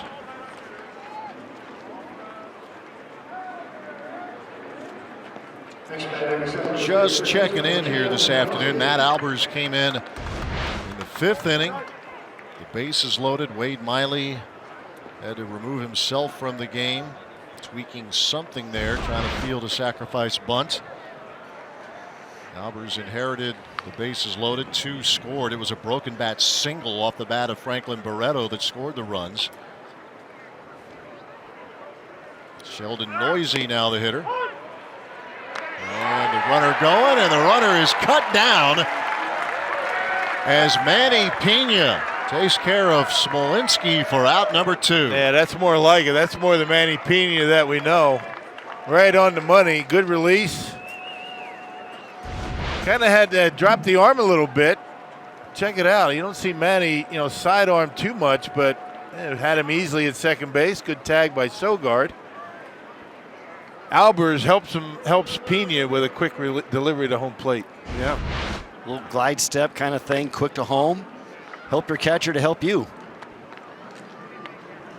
You get a good arm by Pena there as a pitcher. You love having that catcher that can throw those guys out. You just sometimes you want to dare those guys to run, knowing that your catcher's going to have an opportunity to throw them out. I forget, were you quick to home plate? I thought I was all right. I worked on it. I thought about it. See, now, did he help you out, Rock? Did he give you a chance? I think so. Well, I needed all the help I could get. You can see the footwork for Manny Pena. That's where it all starts. The footwork for Manny, and able to get his out at second base. But Ricky Henderson on first base, I would never call that slow curveball you threw. Nah, that's like it was all heaters. Get the ball quickly. Give me some kind of chance. Yeah, the guy that always batted after Henderson must have loved that. That's a great spot to be, right? Hole number 1. That's all you're going to see. Though you do got to take some pitches, to give him some chances to run. It didn't matter what you threw. He was going to steal his bases. It's the Yeah. other guys you had to worry about, right? You had to get those average base stealers. You had to be able to throw those guys out. Right. Well, you get those, Willie Wilson and Ricky Henderson, guys like that. Chances are you're not going to throw them out. Yeah. Well, what Henderson did was he'd steal second, but then he then try to immediately, like on the first pitch a lot of times, to steal third, maybe catch you a little off guard as a pitcher and surprise you and get that running start and take third base on you too. Yeah. You had to make sure, hey, keep an eye on him. Noisy with a little chopper. Travis Shaw, bare hand pick, and then cannot hang on. Well, a lot of infield hits. A lot of infield hits for the A's today. That was one of those tweeners. One of those, does he barehanded or does he have time to field it with the glove? And just not able to get a good grip on it.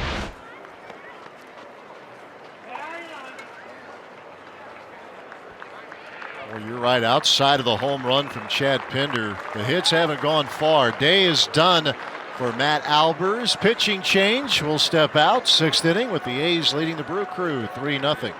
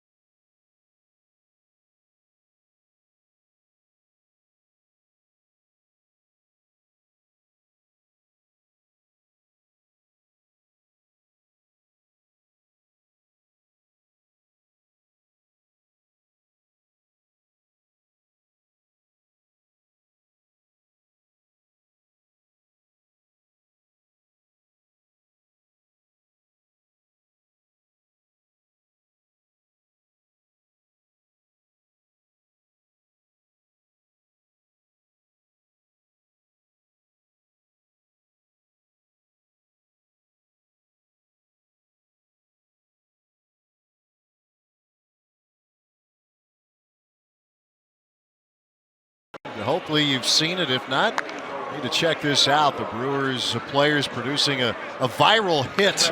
The scene from the great movie The Sandlot. Kane and Yelich trending up in the midweek stock report and post-combine coverage. Free agency news, mock drafts with the Packers. Football never rests. All on FoxSportsWisconsin.com. And for the minor league cam today for the Brew Crew Rock, this is Angel Ventura. Yeah, split time between AA and AAA did Angel Ventura. He kind of a strikeout guy, right? I mean, he's got 129 and a third, 88 walks, I guess, or strikeouts, I guess not. Big thrill for him here today. Appearance number 2 for the Crew this spring. He faces Dustin Fowler. What do you think of that beard, that gentleman that we had on? And that was impressive. Is that how many days you think it's been since he shaved? Days? Is that a year? It's got to be. Easy? I'm thinking maybe 2 or 3. How's that feel out here when it gets to be 115? There's a fly ball. Might be shade. Yeah, we'll ponder that here as Domingo Santana puts his fly ball away and Angel Ventura bases one and retires him. He's pick up another run. Bottom of the 6th. It's at least a year or 2. It's a long time.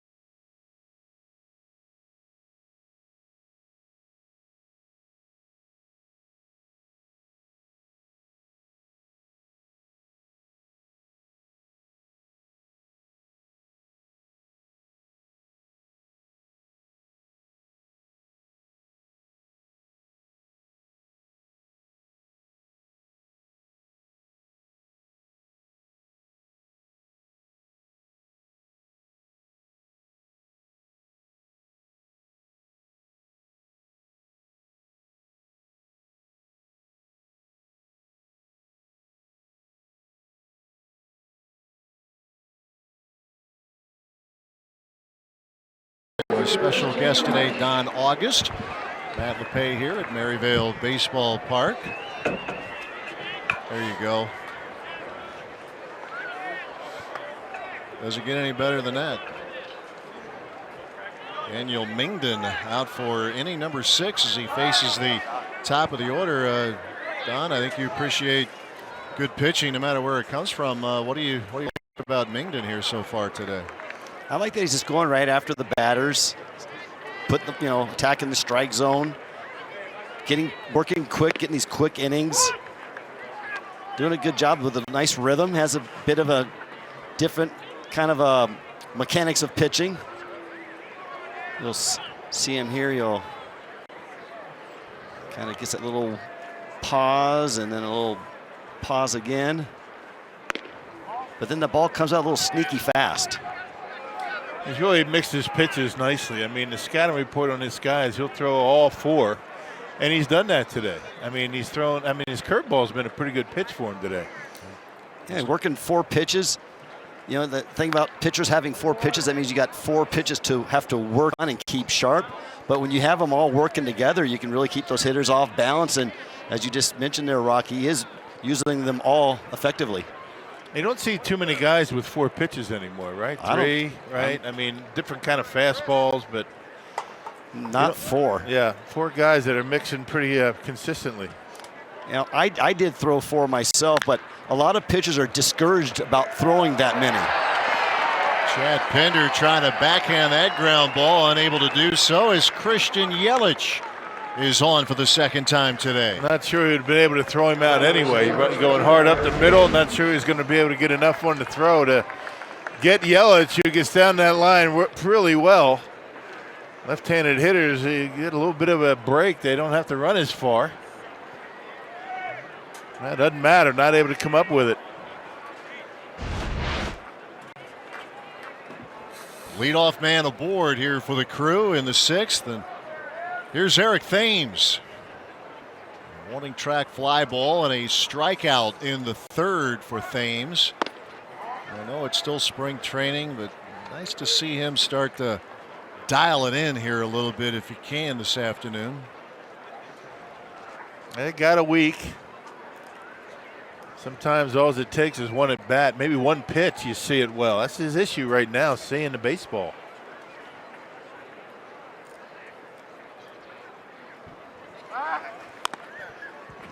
Yeah, all these numbers, these Cactus League numbers,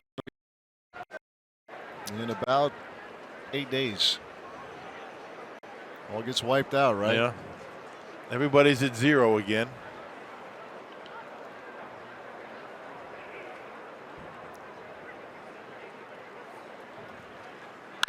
Thames with a drive to right field, and maybe that's the at-bat. It's gone. 2-run shot from Eric Thames to get the Brew Crew on the board. Yep, only takes one pitch, one at-bat to get that confidence. Boy, he waited back nicely on that pitch. A 1-0 count, got a fastball, and actually, that was a slider. Yeah. The slider had stayed up. Just see you later. Enough. No right chance. There. He got that one. You know, his first at bat, Thames, I think he hit the ball solidly, but just got a little bit under at a pinch. I mean, that ball almost went as high as it did go far. And that one there, I thought I was going to hit the lights or something. Yeah, when he hits them, they stay hit. Curveball for strike 1 to Ryan Braun. A couple of fly balls off the bat of Brawny here today. 1 to left, 1 to right. Rock, when you hit those kind of home runs back in the day, did you get that feeling right back? Oh, yeah. And you don't even really feel contact. You hit it right on the sweet spot, and it just, you get on the end a little bit, it kind of vibrates, but when you hit it right on that sweet spot's only about 2-3 inches on that barrel. When you're able to get good contact like that, good extension, I mean, it's just a feeling like no other. You just get that feeling as a hitter again. You can feel that right spot. Talk about Thames getting the feeling. We always talk about Ryan Braun when he's scuffing a little bit. It always seems to start with Braun. walking a couple of times. I mean, we've been talking about that this spring. He had a couple of at-bats against Cole Hamels a week or so ago, and he walked with Hamels out there, and you could tell that those two guys, I mean, it was a battle. It was spring training, yes, but they realized they have a lot of respect for each other, and they were battling, and all of a sudden, after those two walks, Braun started to hit home runs.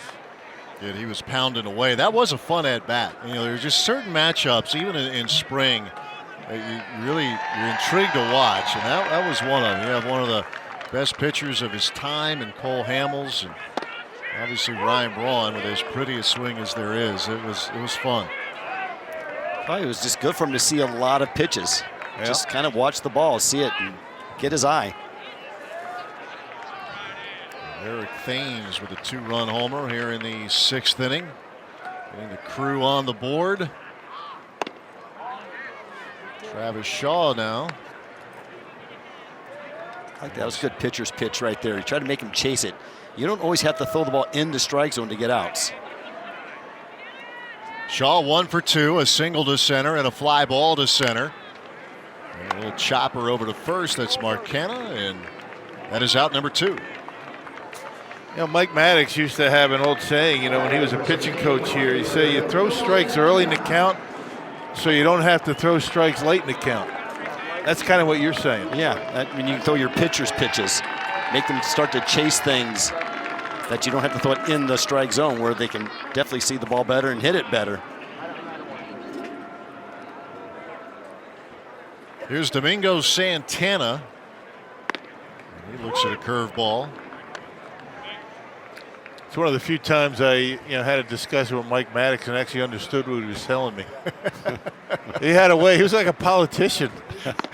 I'd walk away sometimes with conversation from him. I said, "What was that? I don't even understand what he was telling me." You're thinking this 15 good minutes. And what'd you learn? I have no idea. I walked away and said, "Hey, thanks, Mike." And I said, "Well, he didn't tell me anything." Curveball gets Santana. Second time he has struck out here today, but the Brewers get on the board, finally breaking through against Daniel Mingden. And it was Eric Thames getting the Crew on the board. 2-run homer, and it's 3-2 Oakland after 6.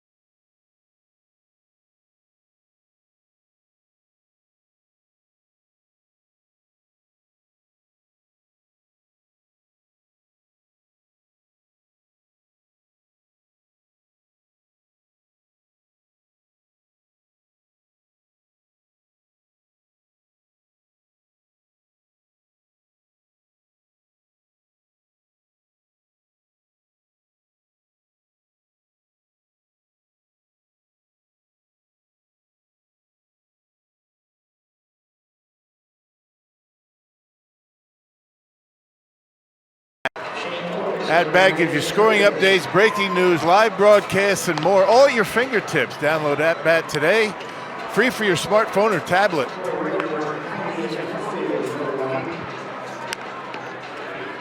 And we'll catch up on some of the changes as that foursome is done for the day.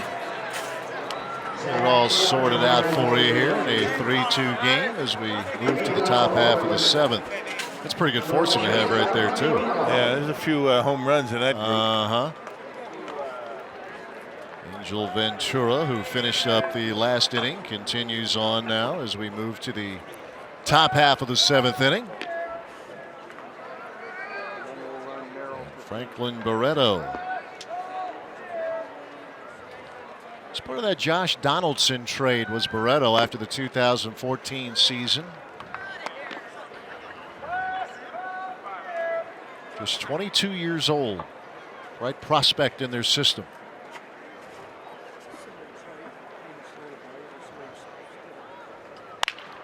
And he will drop one over the glove of Sogard. And that's the second hit of the afternoon for Barreto. J-Man Choi, part of the changes now that the Brewers have in their lineup, is over there at first.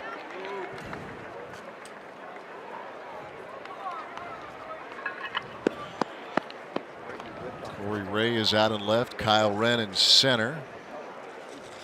Devin Harrison out and right. I think that's who it is. 94. Nope, Zach Clark. That was a 4. I thought it was a 4. It's a 1. Yeah, it's a 191. That's what I get for we trying to help. It's all right. You got the wheels spinning. I'm going to stay in my lane the rest of the time here. Yep, 91. There he is. Yeah, all right. It's close. Big help, aren't I? Just off by 3. It's all right. It's far away. It is. Here's Lucroy.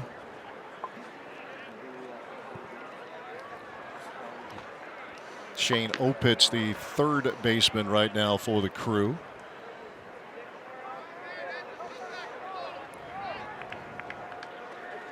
Have you pretty well caught up.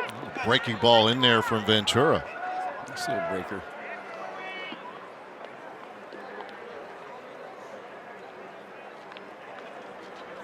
See if we see the high pitch, huh, Rock? Yeah. Would you be thinking about it as a catcher? Well, he's got the velocity for it. Yeah. High fastball, and maybe strike him out, throw him out.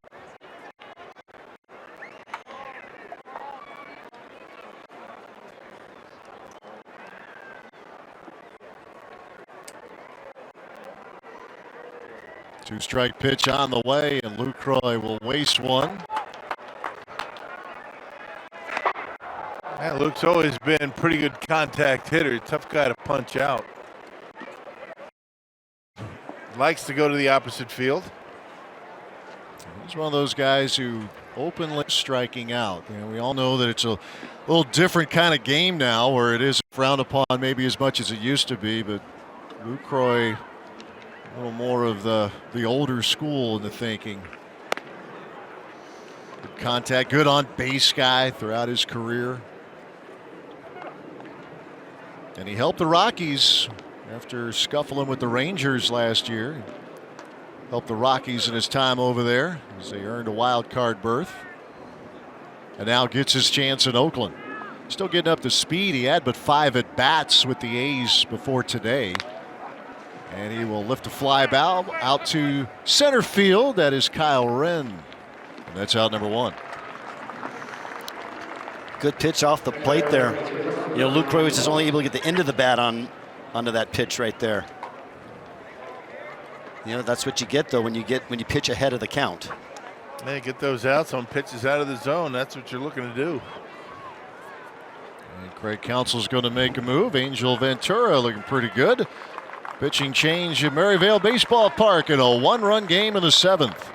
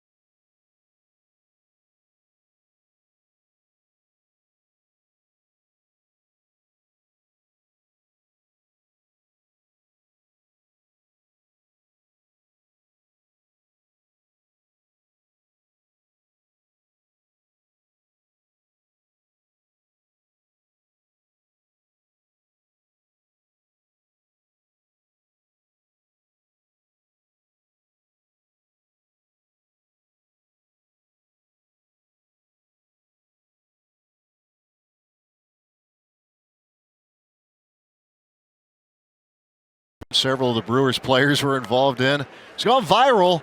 I'll give you a little taste of it if you haven't had a chance to see it yet. I think you'll like it. Show it to you here as we move on. Vote. Long ball vote. Come on, JJ. Yeah, I see it. Come on.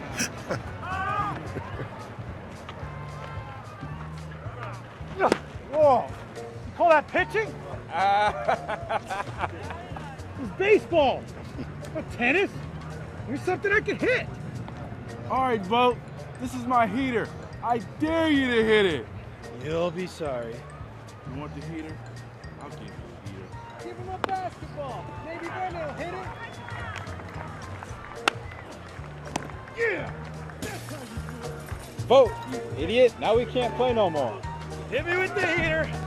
Blow it outside. Looks like I like it.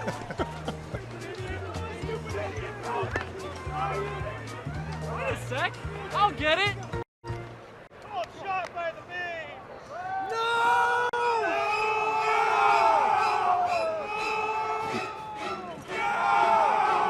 What are you doing?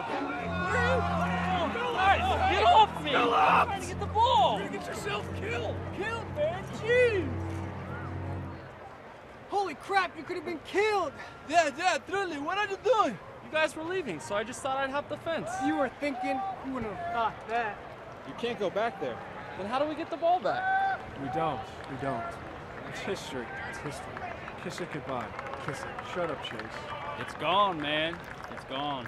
Game's over, man. We'll just get another ball tomorrow. We'll never see it again. Why not? The bees. Phillips, listen. Go to that fence, real slow, be quiet. But I think. No. Just go. But I saw something. What's back Just there? go. Just go. Just go. Just go.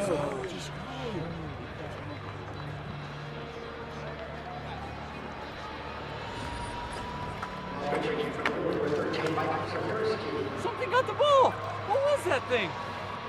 Camp out.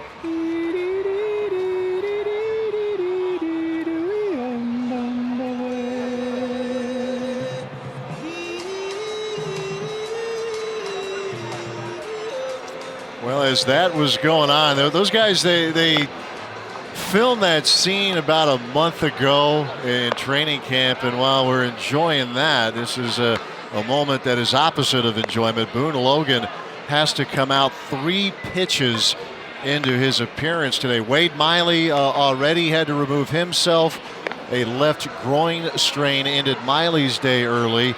And now Boone Logan, one of those lefty specialists out of the bullpen, Rocky, has to come out, and now Mike Zagurski is on the mound. Yeah, the first time that Boone Logan was asked to go back-to-back days, we saw Taylor Williams do that yesterday. He was successful over at Talking Stick, back-to-back days. That's one thing that you know managers try to accomplish in spring training. They'd like to be able to get to a point where their relievers can go back-to-back days.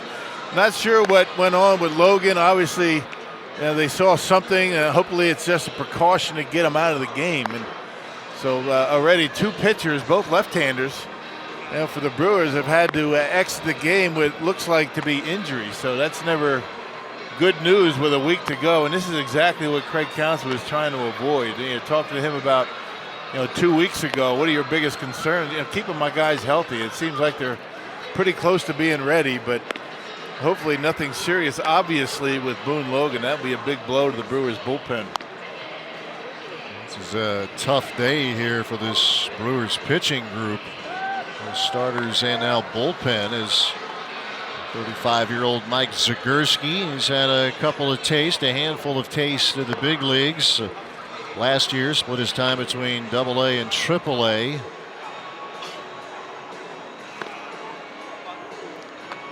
And now he is out there here with 1 out and 1 on in the 7th inning. Well, here we go. Another pitcher that has to do the hurry up and warm up on the mound. And we talked earlier about that feeling of like, if you feel like you're being hurried, but just take your time, get yourself loosened up. We'll show you full screen. We were enjoying the Brewers reenactment of Sandlot, and this is what happened. It's hard to tell. And he looks into the dugout. He calls Pena out. And then the training staff out. Been a busy day for Dan Wright. No idea what happened. Didn't see anything really mechanical. Looked as usual. Yeah, but Zagorski in now. Then he's had a number of different stops in organizations: Phillies, Pirates, Yankees, and now, with the Brewers. So some big league experience with Zagorski. And that last taste of the big leagues coming in 2013 for Zagorski. Former Kansas Jayhawk.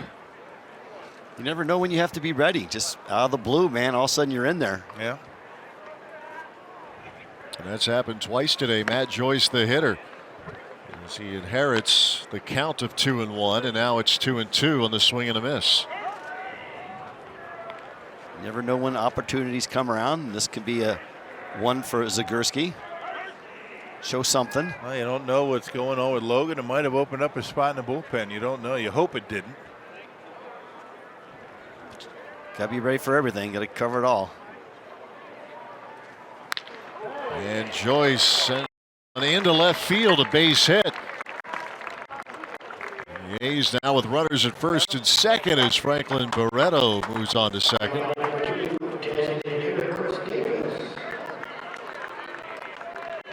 Now check out the left wrist of Boone Logan.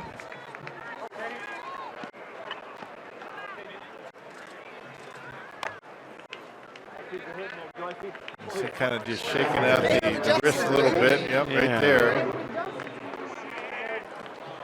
Maybe just tweaked a little something in the hand, maybe a little tendon or something. Yeah, hard to say, but by the third pitch, he had to come out. So Derek Johnson had a couple of unfortunate turns of events. And it's nothing serious, just a tweak. Wade Miley had to come out of the game in the fifth inning, a left groin strain, the official word on the Brewers' lefty starter this afternoon.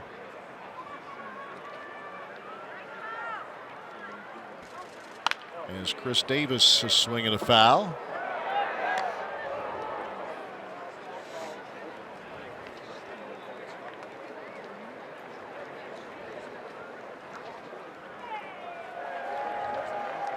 Pinch runner, by the way, for the A's, Sky Bolt. Well, that's a good name for a pinch runner. Yes. Sky Bolt. I'm guessing he can move a little bit. Is his other name Hussein or something? Yeah. A couple of can run a little bit on the bases. And Barreto, who has stolen a base today, he's the runner at second. Sky Bolt up from their minor league camp is the runner at first.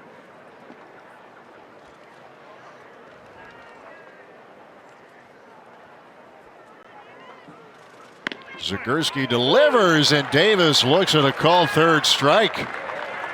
Big strikeout there for Mike Zagorski. 2 away with 2 on in the seventh. Yep, right on that outside corner, and Chris Davis maybe looking for something else, not sure. Setting up outside. Put it right there. Good pitch. Throws him up a little bit, maybe. Like you're saying, maybe he's thinking something else. Now the big lefty will deal with Chad Pinder.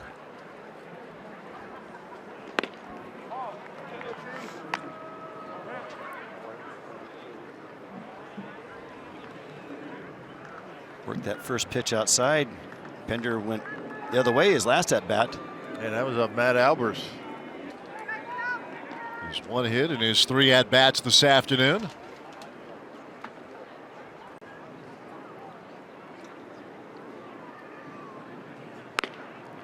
Zagorski's most active year in the big leagues was 6 seasons ago with the Diamondbacks. 45 appearances that year with the D-backs. In 13 had one appearance with the Yankees and then a half dozen with the Pirates. 35-year-old.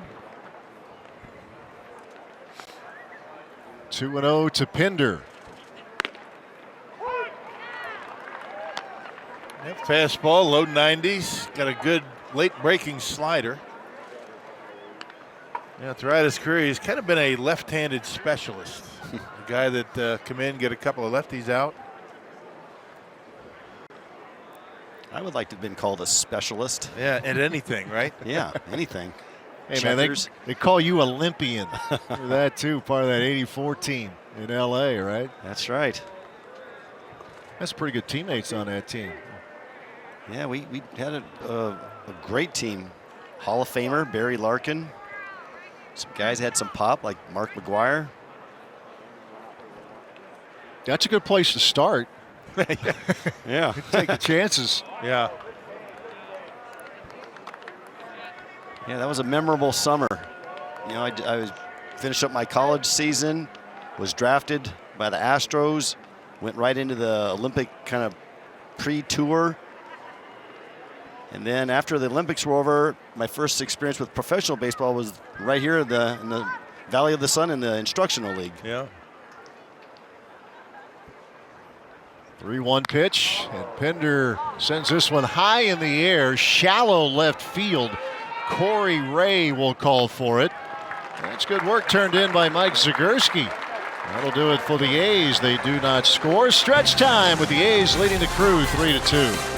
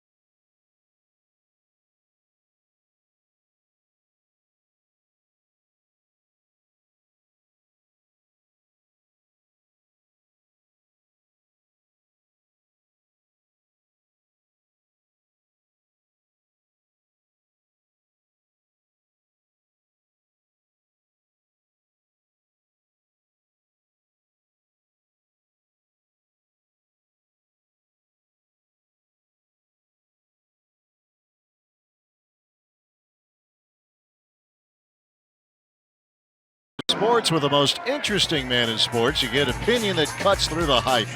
Let's speak for yourself with Colin Callahert and Jason Whitlock. Weekdays at 4 p.m. Central, only on FS1.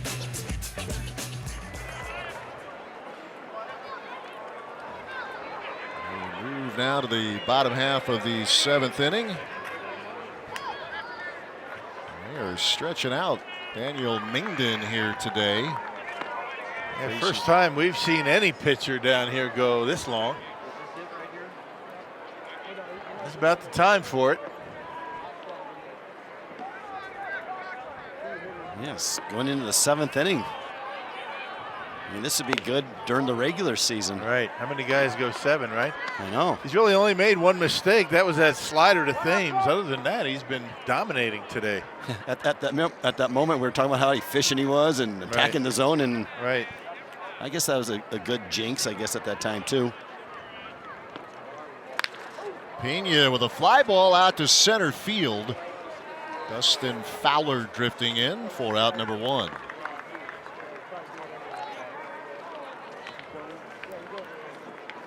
Handful of changes here for Oakland defensively, because we know you are all scoring along with us. Here's Mangden's day. We saw Chase Anderson get extensive work a few days ago, and then for him wasn't quite enough. Worked another inning in the bullpen. Then we had a chance to chat with him Sunday afternoon. Here is Eric Sogard. Kevin Merrill is the second baseman. He's moved over to left field. Sky Bolt came in as a pinch runner in the top half of this inning. He is the new right fielder. Got all that? I do. It's one of us. Got a new second baseman? Do we? Kevin Merrill up for the minor league camp.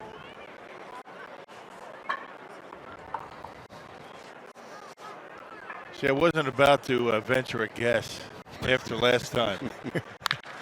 So field Fowler on the run. It'll bounce over the wall. A ground rule double for Sogard. As he reaches for the second time today, his first hit, and he represents the tying run. Good job of hitting by Sogard. He stays back. Pitched more middle up. Went right with it. That was a good piece of hitting. You try and pull that, it's probably ground out to second base. Well, one hops out of here. That's the final hitter that Daniel Mingden will face. Pitching change in the 7th inning. So one-run game, 3-2 Oakland leading Milwaukee.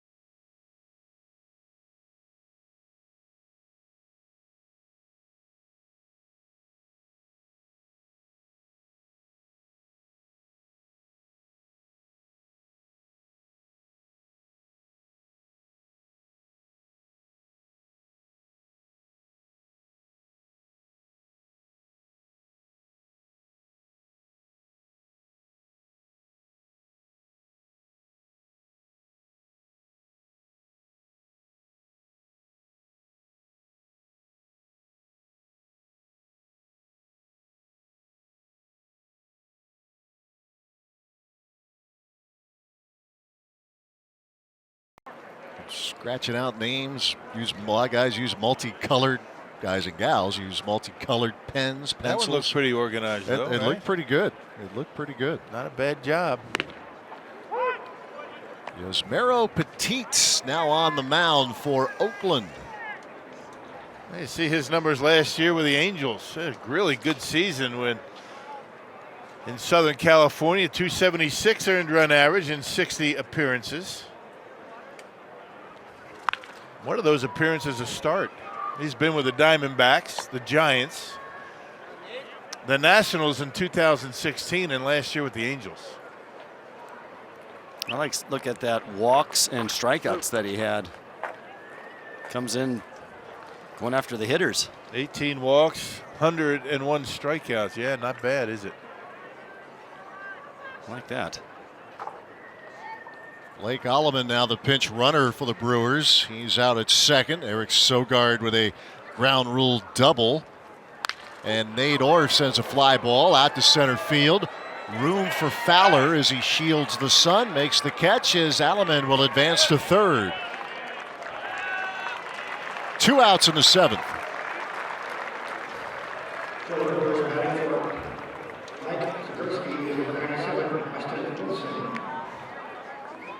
So with 2 outs, the tying run at third. The Teats will pitch to Weston Wilson.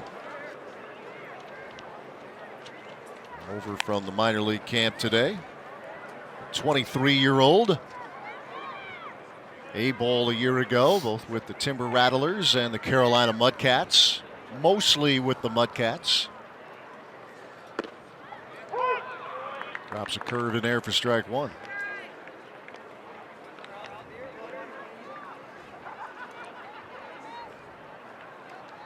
'17th round pick was Wilson a couple of years ago.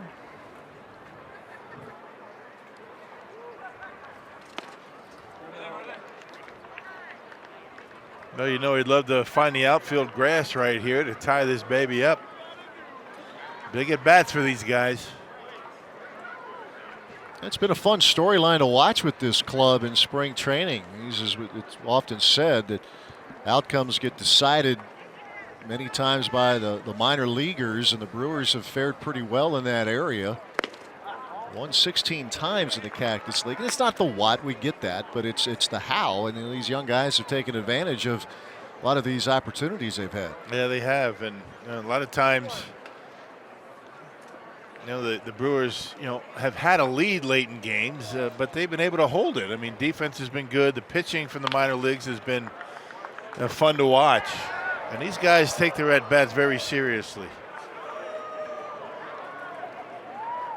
Dustin Houle in a game at Surprise last week against the Rangers had a game-tying 2-out, 3-run ninth-inning homer. It was a game that the Rangers went on to win, but Craig Counsell after the game said that was a cool moment.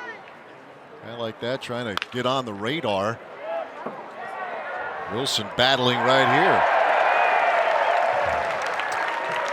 Nice catch out there on the rebound, apparently. Yeah, foul balls hit the outside of the press box and come back. Got to be careful. Got to keep an eye on him. Turn around, he might get plunked. Fan was ready for the rebound there. Breaking ball fouled back. Yeah, Petit hung one there, got away with it. With himself. Thinking I'd do that next week. Yeah. That's a homer. When the bell rings, different story. Right. 8 days away. You hang that to Mike Trout, look out. 2-2 pitch. Bounced up there, and said this a lot when he was in a Brewer uniform. Good block by Lucroy. Yeah, he really has improved himself so much from when he first came up. Worked on it very hard, and that was about textbook right there, blocking a pitch in the dirt, saving a run. Remember the last at-bat he had in a Brewers uniform. It was a pretty cool moment, the ovation he got from the Miller Park crowd a couple of years ago. Everybody appreciated what he did in Milwaukee. A swing and a miss. Petit strikes out Weston Wilson. The Brewers' threat is turned back. We are through 7. It remains 3-2 Oakland.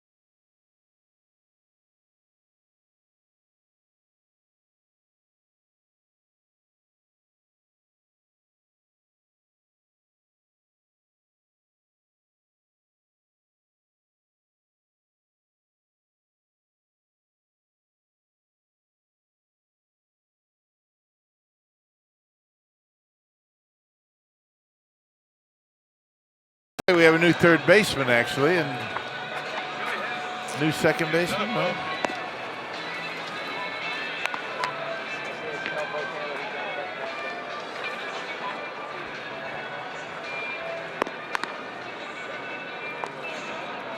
3-2 Oakland. We move to the 8th inning at Maryvale Baseball Park.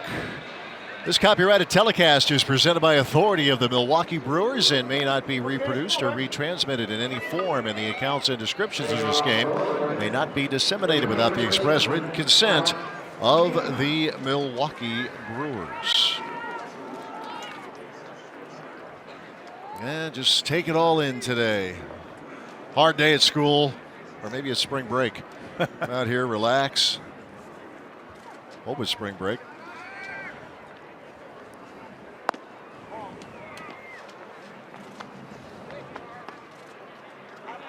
Second inning of work now for Mike Zagurski.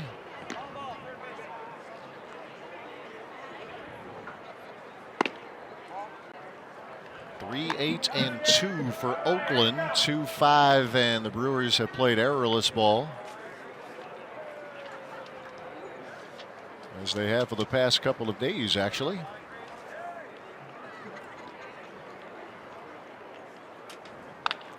Canna, the hitter, he's 0 for 3, couple of fly balls and a strikeout.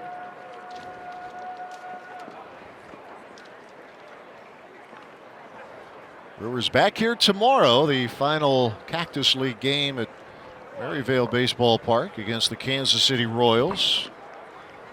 We'll get it going at 3 o'clock on Fox Sports Wisconsin.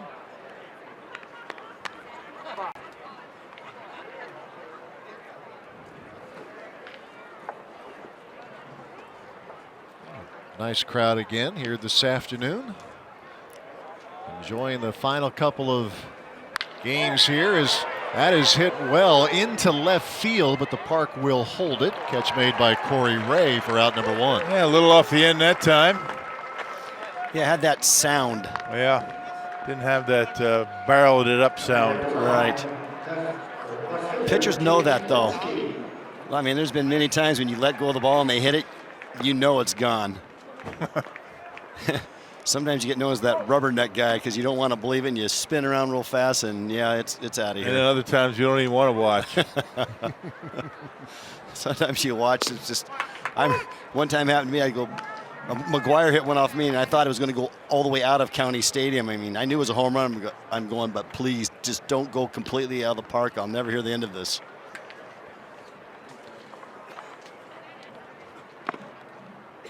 Jake Smolinski now the hitter.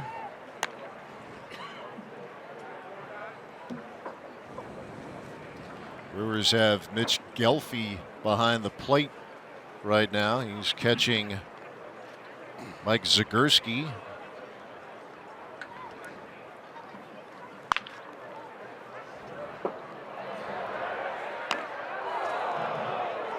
Shane, there's a look at Gelfie over from the minor league camp. Yeah, Gelfie's second game. He's had a couple of at-bats. All hands on deck in the entire organization when you have a day-night doubleheader.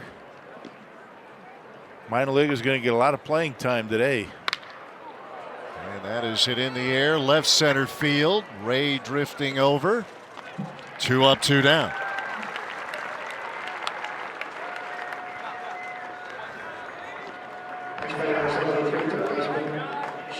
Gilbert Lara is over at third. Shane Opitz has moved to short. There's Gilbert.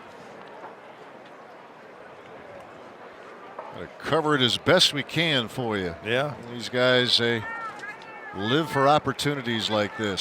Some of these guys aren't even on the list. Of course, sometimes they can sneak in there. Still got to find out who they are.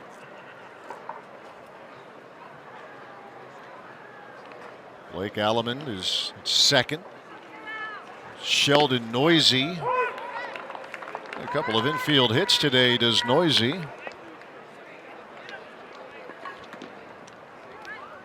Zagurski looking good, ahead in the count, 2 strikes to nothing. He's retired the first 2 hitters on fly balls, Mark Canna and Jake Smolinski. And he strikes out Noisy. Gelfie will secure it. It's a 1-2-3 inning for Zagurski. And he keeps the Brewers close. Bottom of the 8th. It's 3-2 Oakland.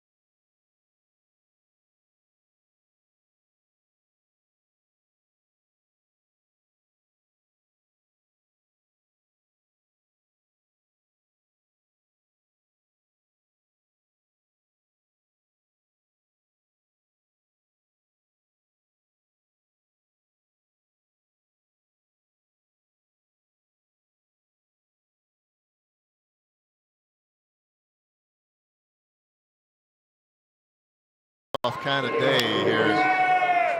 Arizona. See all the Brewer fans. Not that I guess it's not frigid back home, but it's certainly nicer out here. Liam Hendricks now on the mound for the A's. Yeah, third year for him with the Oakland Athletics. He spent time with the Twins, the Blue Jays and Royals before getting over to Oakland. Yeah, that was back in 2016. Facing G-Man Choi. His first at-bat this afternoon.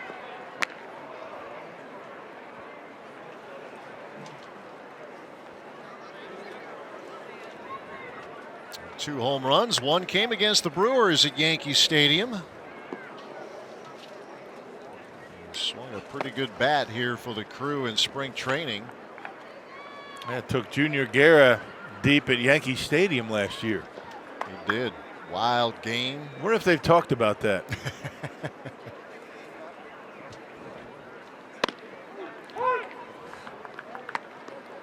It was a fun series. The Brewers won 2 out of 3. Jesus Aguilar, a big grand slam in the opener, and Corey Knebel getting a save in the series finale. It was right before the All-Star break. Choi with a one-hopper to second. Merrill knocks it down and retires Choi for out number 1.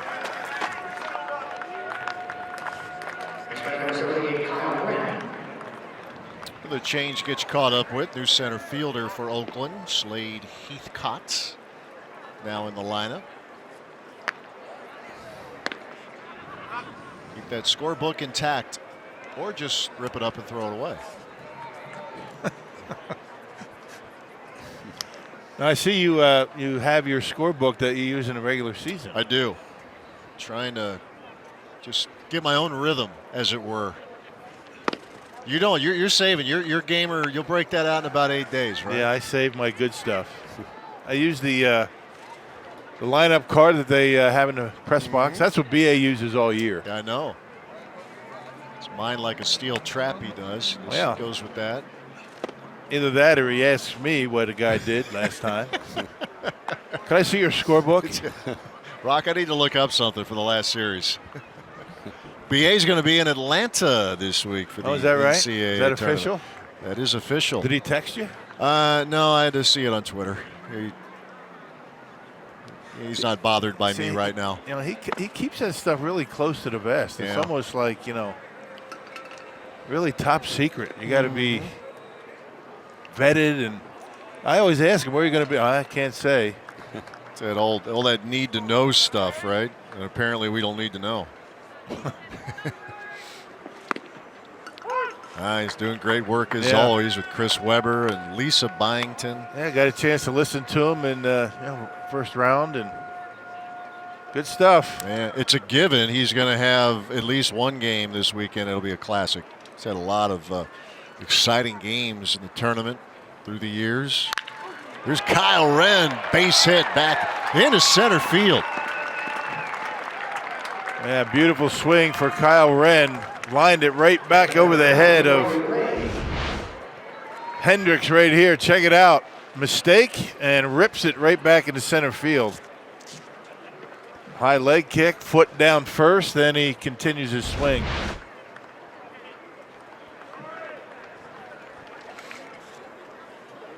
So he represents the tying run. As Corey Ray gets his first at-bat here this afternoon.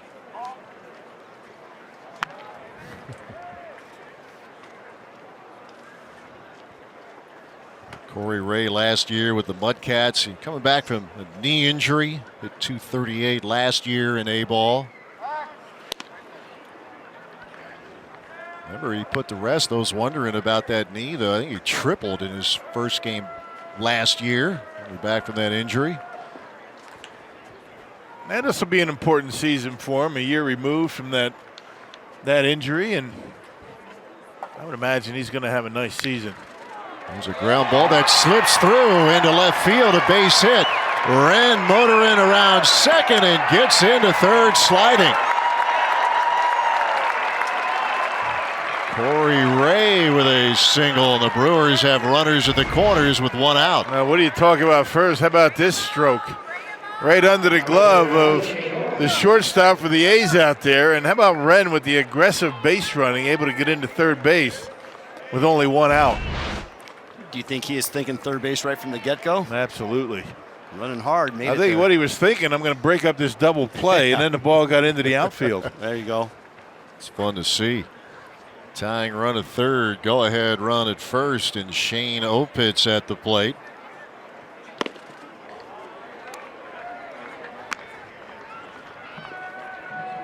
Originally a Toronto Blue Jays draft pick 7 years ago.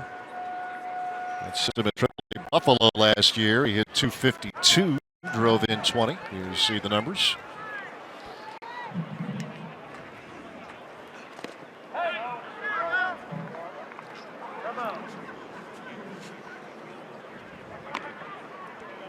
There's Bo Taylor, I believe, now behind the plate for the A's. There he is.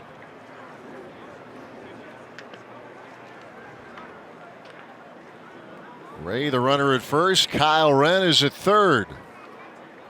One-run game in the 8th inning. There's a ground ball that will tie the game. A sliding stop, but everybody's safe. And quick on the retreat is Ray back at second.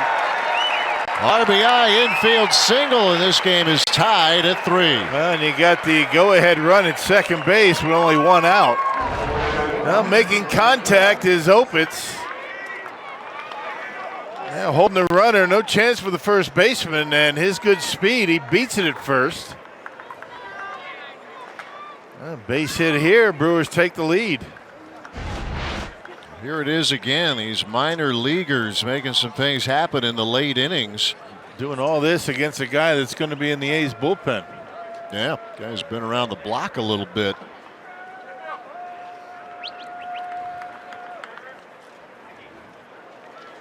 It's part of the fun of the Cactus League when you get to watch these young guys, see what they do with an opportunity. And the next man up is Zach Clark. A rookie ball in Helena, and then on to the Mudcats last year for today.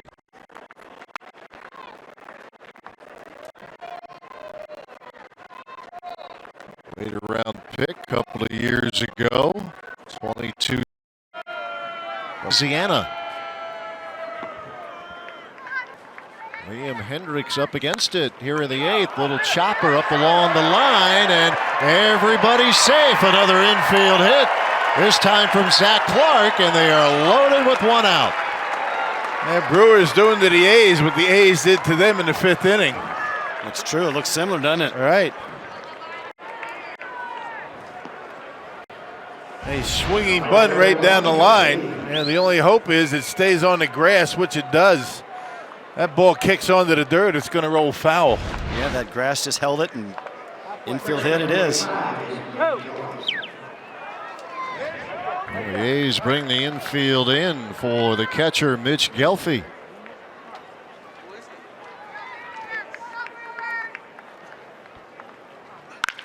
Hard shot, and they'll have a play at the plate. One back to first, and that is a 3-2-3 double play. Hit it hard, right at the first baseman. And that'll do it for the Crew. They pick up a run. We are tied at 3 going to the 9th.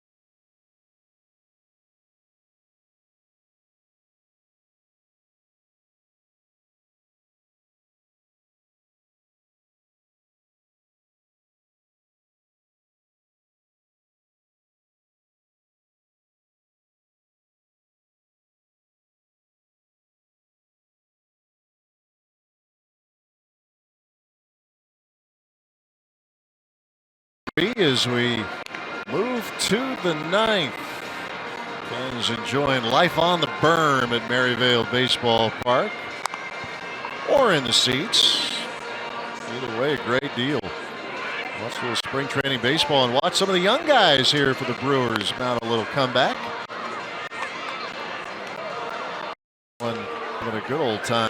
Now he's going to get a little work rock in the 9th inning. Yeah, picking up right where he left off last year. Hader's had 5 appearances, covering 6 in the 3rd innings. He's given up 3 hits, has not walked a batter, and struck out 11 down here in spring training, so he seems to be ready.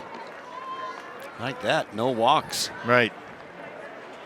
Very aggressive. I mean, why wouldn't you with that kind of stuff? So he will try to keep this tied and give the Brewers a chance to wrap it up in the bottom of the 9th inning. Slade Heathcott will lead things off. It's 9-1-2 in the batting order for Oakland in the top half of the 9th inning.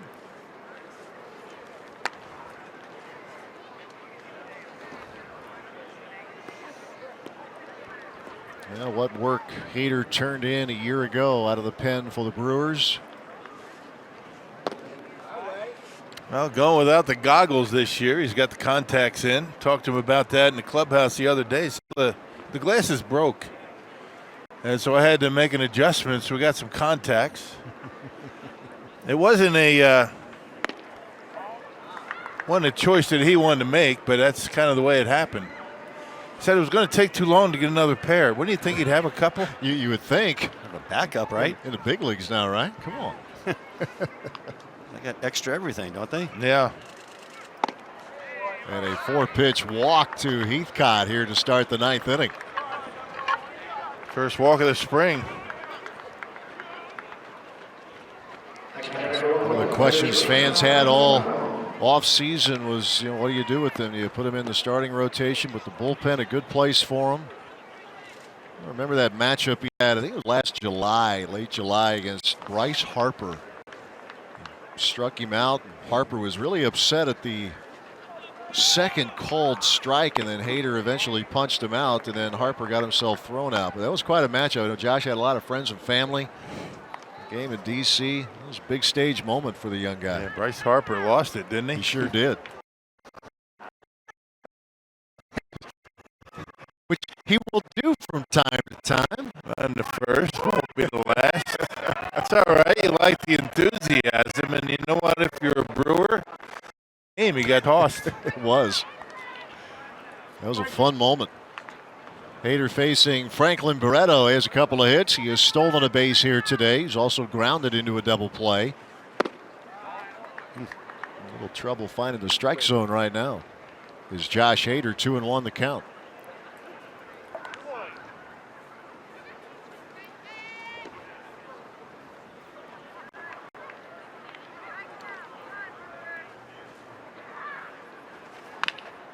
Right on it and fouled it back.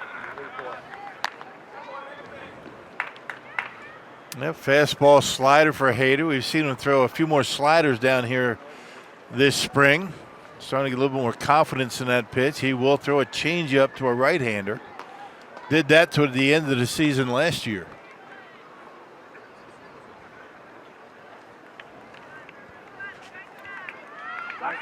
But I really think that's what makes him more effective at this point in his career. Working out of the bullpen, the fastball slider combination, really not enough confidence. In the changeup, as a starter, Don, you really need 3, right? I mean, 3 that you're at least willing to throw. Right. You go through the lineup at least 2, 3, possibly 4 times. Where these guys here, they just need one good pitch, and then just have that second one that they can throw in there just to keep that batter off balance on them. Yeah, Barreto off balance there. Take out. Up in the zone and swings right through it. That one by him. Yeah. That's his pitch. That's the one he's going to rely on. But mix in that slider, keep him honest, and the changeup that he can throw to the righties, as you mentioned. Well, Hader will face the catcher, Bo Taylor. Shallow left field, Corey Ray coming on. Out number 2. Ate him up inside. Now he's kind of finding himself, it looks like. And now Hader, 1 out away from getting out of this top of the 9th inning. He'll face Sky Bolt. Came on to pinch run for Matt Joyce in the 7th inning. Switch hitter.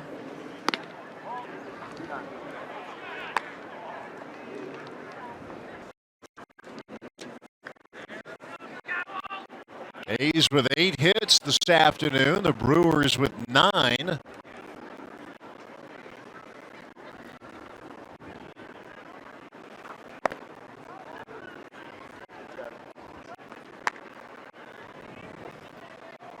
A split squad day for the on the Mariners in Peoria. And the Brewers back here tomorrow to take on the Kansas City Royals. Yeah, finish this one up. Grab something to eat in the clubhouse. Coaching staff, training staff, head over to Peoria at about, what, 5:30, 5:45? Get there about 6:30. Go get them again. Day night doubleheader. Talking to some fans this morning. They said, you can take it in? Absolutely. Ready for a good day of baseball. Good day / night. Yeah, Brent Suter's getting the start over in Peoria against the Mariners.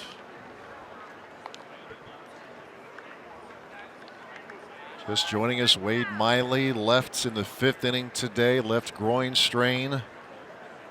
Boone Logan had to remove himself after just 3 pitches.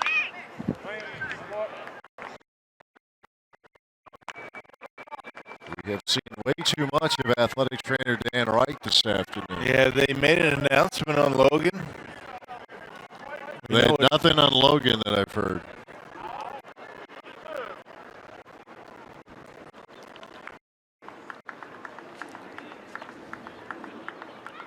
A full count, and Hader gives up his 2nd walk here in the 9th inning.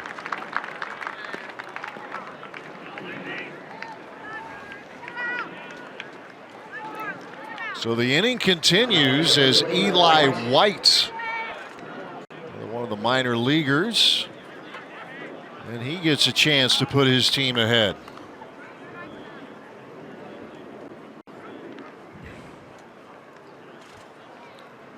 Five walks given up by Brewers pitching, 2 by Hader in the 9th inning.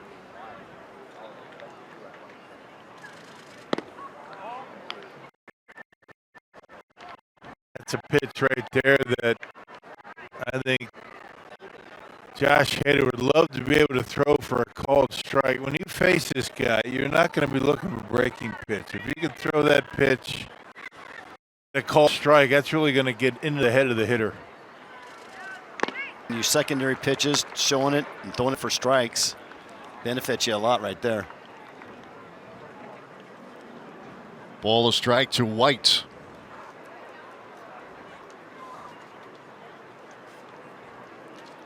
Hader trying to get out of this little mess right now. 2 on with 2 out in a tie game.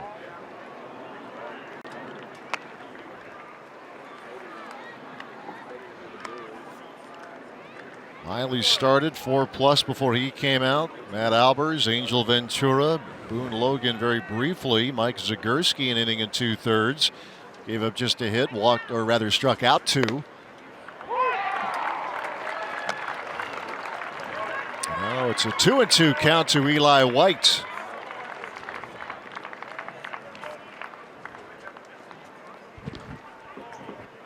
Kevin Merrill is on deck.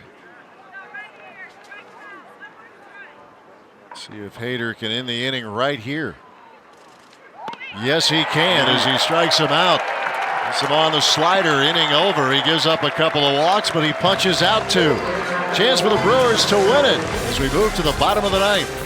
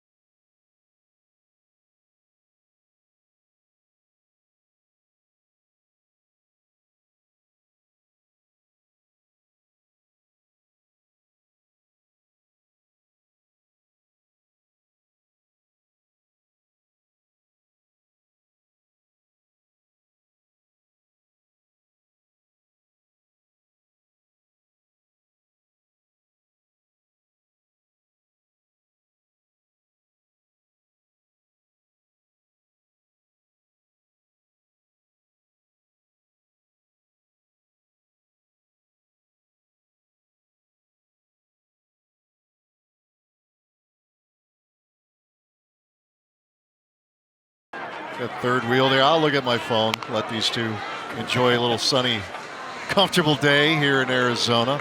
Raul Alcantara now on the mound for Oakland.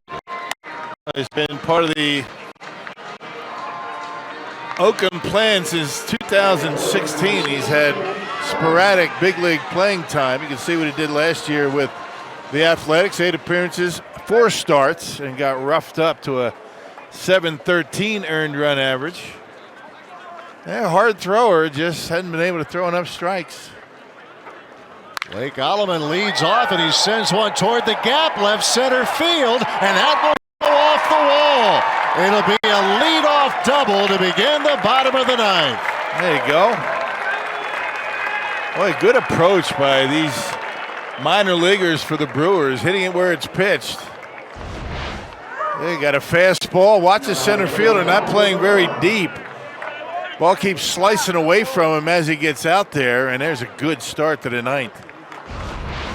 There you go, a chance now to win this thing right here, right now. Gilbert Lara will get the opportunity. Right there, right there. 20-year-old with a chance to end this Cactus League game this afternoon.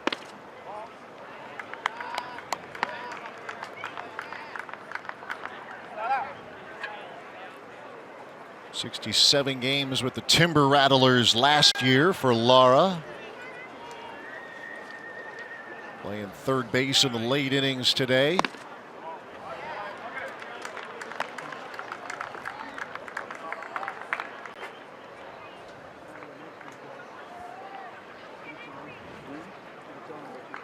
Lara homered 3 times, drove in 22 in those 67 games. The Wisconsin Timber Rattlers. 2-0 pitch. I remember when Lara signed with the Brewers, he came to Miller Park. Was he 16 years old, right? Mm-hmm. Yeah. Wasn't even old enough to start his professional career, and he's a big kid. He's starting to come into his own, just starting to fill out. Gilbert 6'4", about 200 pounds. He'll take all the way, 3-1 the count. Blake Alleman with a double to lead off the 9th inning for the Brew Crew.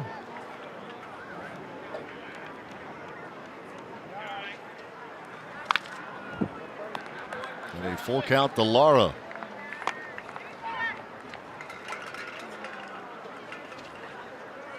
Devin Hairston is in the on-deck circle.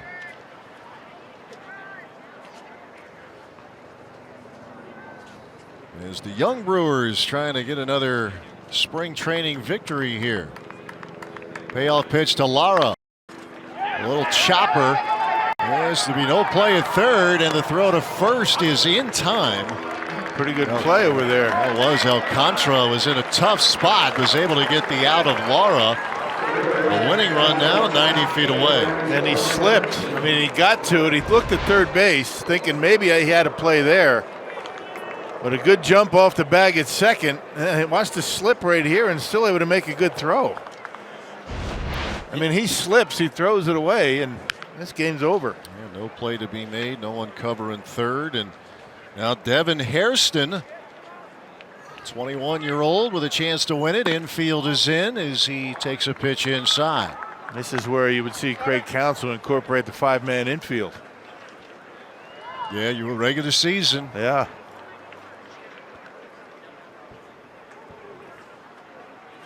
Hairston, the former Louisville Cardinal, sends one out of play. 1-1 the count. They'd always bring Brian Braun into the infield in situations like this. 2 outfielders, 5 infielders.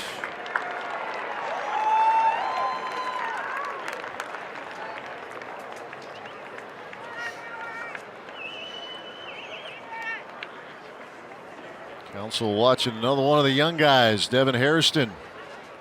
To bring home Blake Alleman, and this will do it. A fly ball to right field. Catch is made by Bolt. Here comes Alleman. Here's the throw to the plate, and the Brewers win it. Sacrifice fly off the bat of Devin Hairston, and the Brewers win it 4-3. This is fun to watch these young guys have an opportunity like this and then deliver. Yeah, put it in play and just deep enough. That's a pretty good throw by Bolt.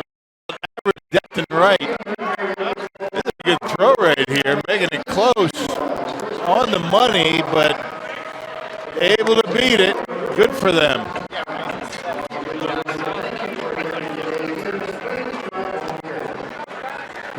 Great counsel watching those baby Brewers deliver in the 9th inning on the sacrifice fly from Devin. Brewers win it 4-3. We're back at Maryvale Baseball Park. Coming up.